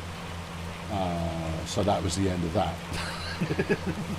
It's like, and it was going like, I was like, oh, is everyone okay? Because you're kind of concerned. I hope everyone's okay. Kind of goes, yeah, everyone's okay, but your car's dead. Now we've got a second hand. Where are you going? Come on, get with the program. We've got a used. What the hell was it? It was bright orange It was better than the Clio. It was not good. No, it was not good. I don't remember what that was, but it only lasted about 3 months, I think. Yeah, that was gutless as well. I think it was French, but I can't remember. Part of me thinks it was a Renault, but I don't think it was. It wasn't pretty. That's for sure. So had that for about 3 months, and then got a Ford Focus. One of the early ones. Might be a Gen 1, maybe Gen 2 Ford Focus. That was good. That was decent. And my ex-wife used that, and then I picked up my... What did I do next?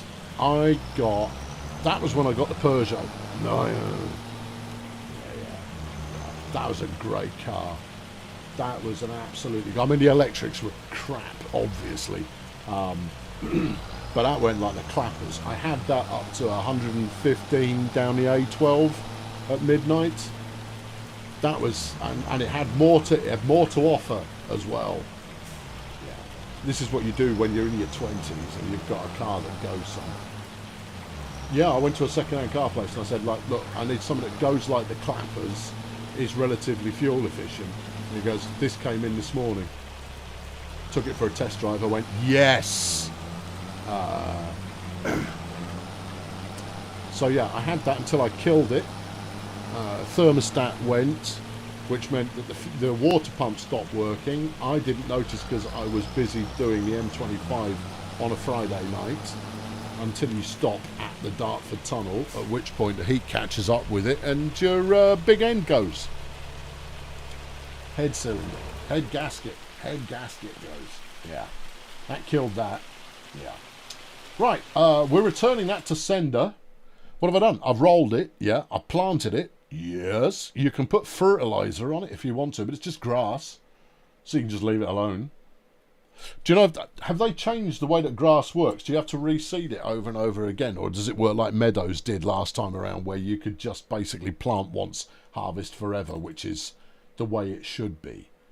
Right, what have I got? I got a bale spike, which is costing me 18 quid a month, but I don't need it anymore. Return that. Not to save 18 quid a month, just because I don't want it lying around. You've got your feed mixer, which is costing you 1,700 quid a month. Yeah, you can go back. I should have sent that back a couple of months ago. Never mind. Okay. We've got the horse Credo. Yeah, I don't need that. All right, you can go back. It's probably got some seed left in it. Well, it can give me a refund on that. We got the horse Versa. Yeah, you can go back. Okay. It is still harvest forever. Great, super. Yeah. All right. After the Peugeot, I still think fondly of it. Return that, but I'll have one of those when I've got the money to buy one. And then the roller, which we just used. Super. Okay. Also, if you find any of those in the rental shop, in the second-hand shop, we should get one. I had a BMW. And I'm pretty sure it was a 3 Series from the 80s. It might even have been a 5 Series from the 80s, but it was big. I think it might have been a 5 Series. Drank petrol like there was no tomorrow. Incredibly comfortable. No one would let you out of any junction ever in a BMW. Never. No one. It was a big white Beamer. Yeah, pretty sure it was a 5 Series. It shifted. It needed some bits and pieces doing to it, but it was cheap. I only paid like 400 quid for it. I only kept it for a couple of months and I sold it again, just because it was so expensive to run.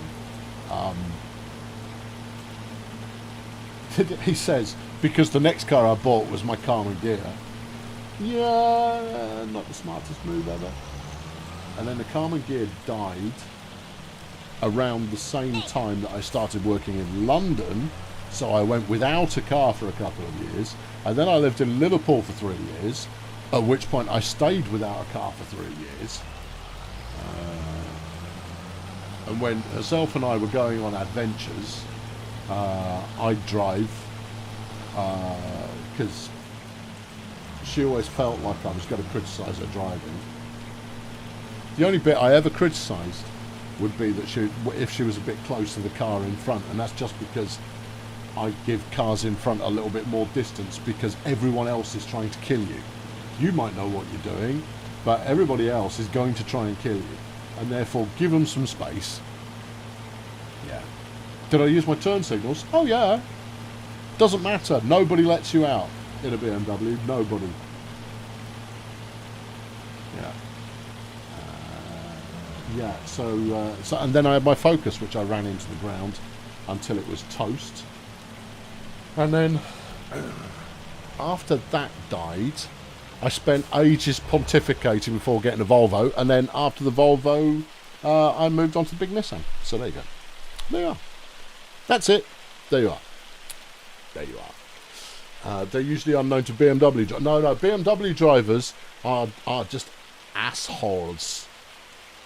But they know it. You don't buy a BMW unless that's who you want to be. And that's why I can't have an Audi, because Audi drivers are BMW drivers who don't think they're assholes, but they are. Yeah. Right.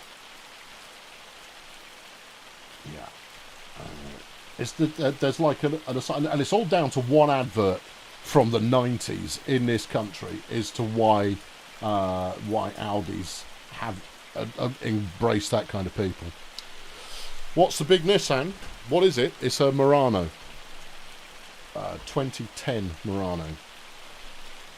Yeah. It's fab.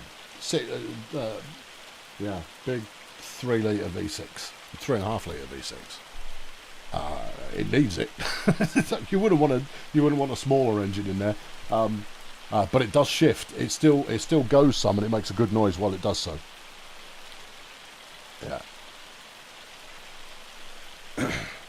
Right, good. There you go. That's it. I'm ending here because the next mission. Keep going till we can harvest the grass, and let's face it, we've seen that before. Yeah. And then I've got to try and turn a profit somehow. How old are the cows? Oh, that's a good question. Let's go and have a look. Let's go and ask them. They're not old enough to actually start delivering anything yet. I might have some. I've got some sewage and stuff. Slurry. She went of her own accord. We've got 83,000 litres of meadow available. Lovely. They're all healthy. I've got 30 of them. Hey. Probably ought to put some straw into the barn. Yeah, I know. But that's only if... How old are you? You're 10 months. Okay. Look at all this lovely meadow. Ah, lovely. Super. Yeah, they don't start producing until they're, what, 18 months? Something like that? You're a 10-monther. You might be one of the new ones. I've got some brown over here somewhere. Not you. Did I get 100% Frisian? I think I might have done. You're 10 months. Has there been some kind of race war in here and you black and white fellas have won? Ladies, I should say. Yeah. You got all speciesist. Where are the others? You look a little bit skinny. Eat more meadow. Yeah. Hello. Oh, you're different. Right, what are you about? You're only 4 months old. There you go. I've got 6 of them. Lovely. Super. Yeah. Good. Right, there you are. Yeah. Yeah. There it is. There you go. There you are. There you go. Will we return to the cattle farm? Yes, but not for the foreseeable future. Here's what's coming up. Next weekend in this splot right here will be your Colonel Failure festive moments. Ooh. There'll be a video on the Monday as well. But this will be your Colonel Failure festive moment. We're playing a bingo. Whoop. Yes, sir. Playing the bingo next weekend. There will be prizes. There won't be an entrance fee. I've done this before. I am a professional. Yeah. I think I've got a plan. I need to consult with my shop to see if my plan's going to work. I'm pretty sure it will. If it won't, I'll find another way. Yeah, right, good. So sign up for the reminder now. I will post the link in the YouTube community chat. I'll post it everywhere I usually post things, so you can get signed up early. Yeah, I've got plenty of things to give as prizes. I just don't want to give them out. That's all. Any Wizard Hole tonight? No, there'll be Wizard Hole tomorrow. Wizard Hole's on Sundays. I know it's bounced around a little bit, but it's settled into a Sunday slot for those who don't want to come along to the sports. Yeah. The sports is on tomorrow, isn't it? Yeah. Sports is starting to build up quite a nice audience, and it's a lot of fun. I lose a lot. Yeah. Right. Yeah. What else do you need to tell them? And then I'm away the weekend after. So the 28th weekend? Is that the 28th? Yeah, pretty sure it's the 28th weekend. 28th weekend I'm away. But I'll be back the following week. And there will be a New Year's Eve special stream where we'll do horse racing. For horse racing people. And then after that, I will commence the new Saturday social series, which will have a storyline and characters. Yeah. What sport is sports now? Go over at Electro Sports and have a look for yourself. Dear me. You don't need me to tell you. Just click a button and go and find out. It's Mutant Football League at the moment. And then Brutal Ball on Tuesdays at the moment. Yeah, there you go. I'm done with you. Thank you for tuning in today. We'll come back to the farm. I'm not going to advance it while you're not here. We'll save it for special. We'll always have the farm together. You, I, us, we, the farm are good. Cheerio. Have fun. Catch you later. Cheerio. Have fun. I've been Colonel Failure. Thanks for watching. Cheerio. Thank you. Have fun. Cheerio. Thanks for watching. Oh, you've left the camera still. Oh, no. I keep forgetting about the camera still bit. You could have said all of that while the theme tune was playing. Oh, yeah, I know. Means you've got to spend another 2 minutes on camera while this plays out. Yeah. So don't do anything disgusting until that's finished. I don't do anything disgusting anyway. I'm sophisticated. I'll turn my lights on.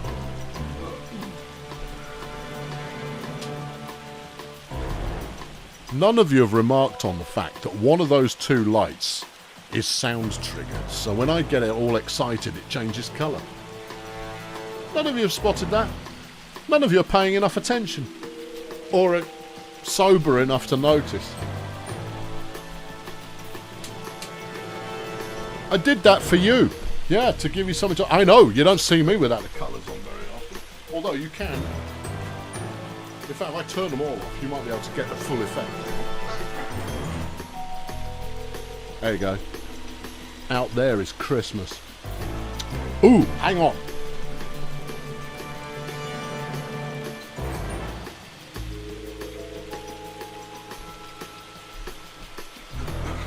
No, it's not going to work. I'll move it for the next stream. I'll move my disco lights. I'll get the disco lights in here for the bingo next week. That'll work.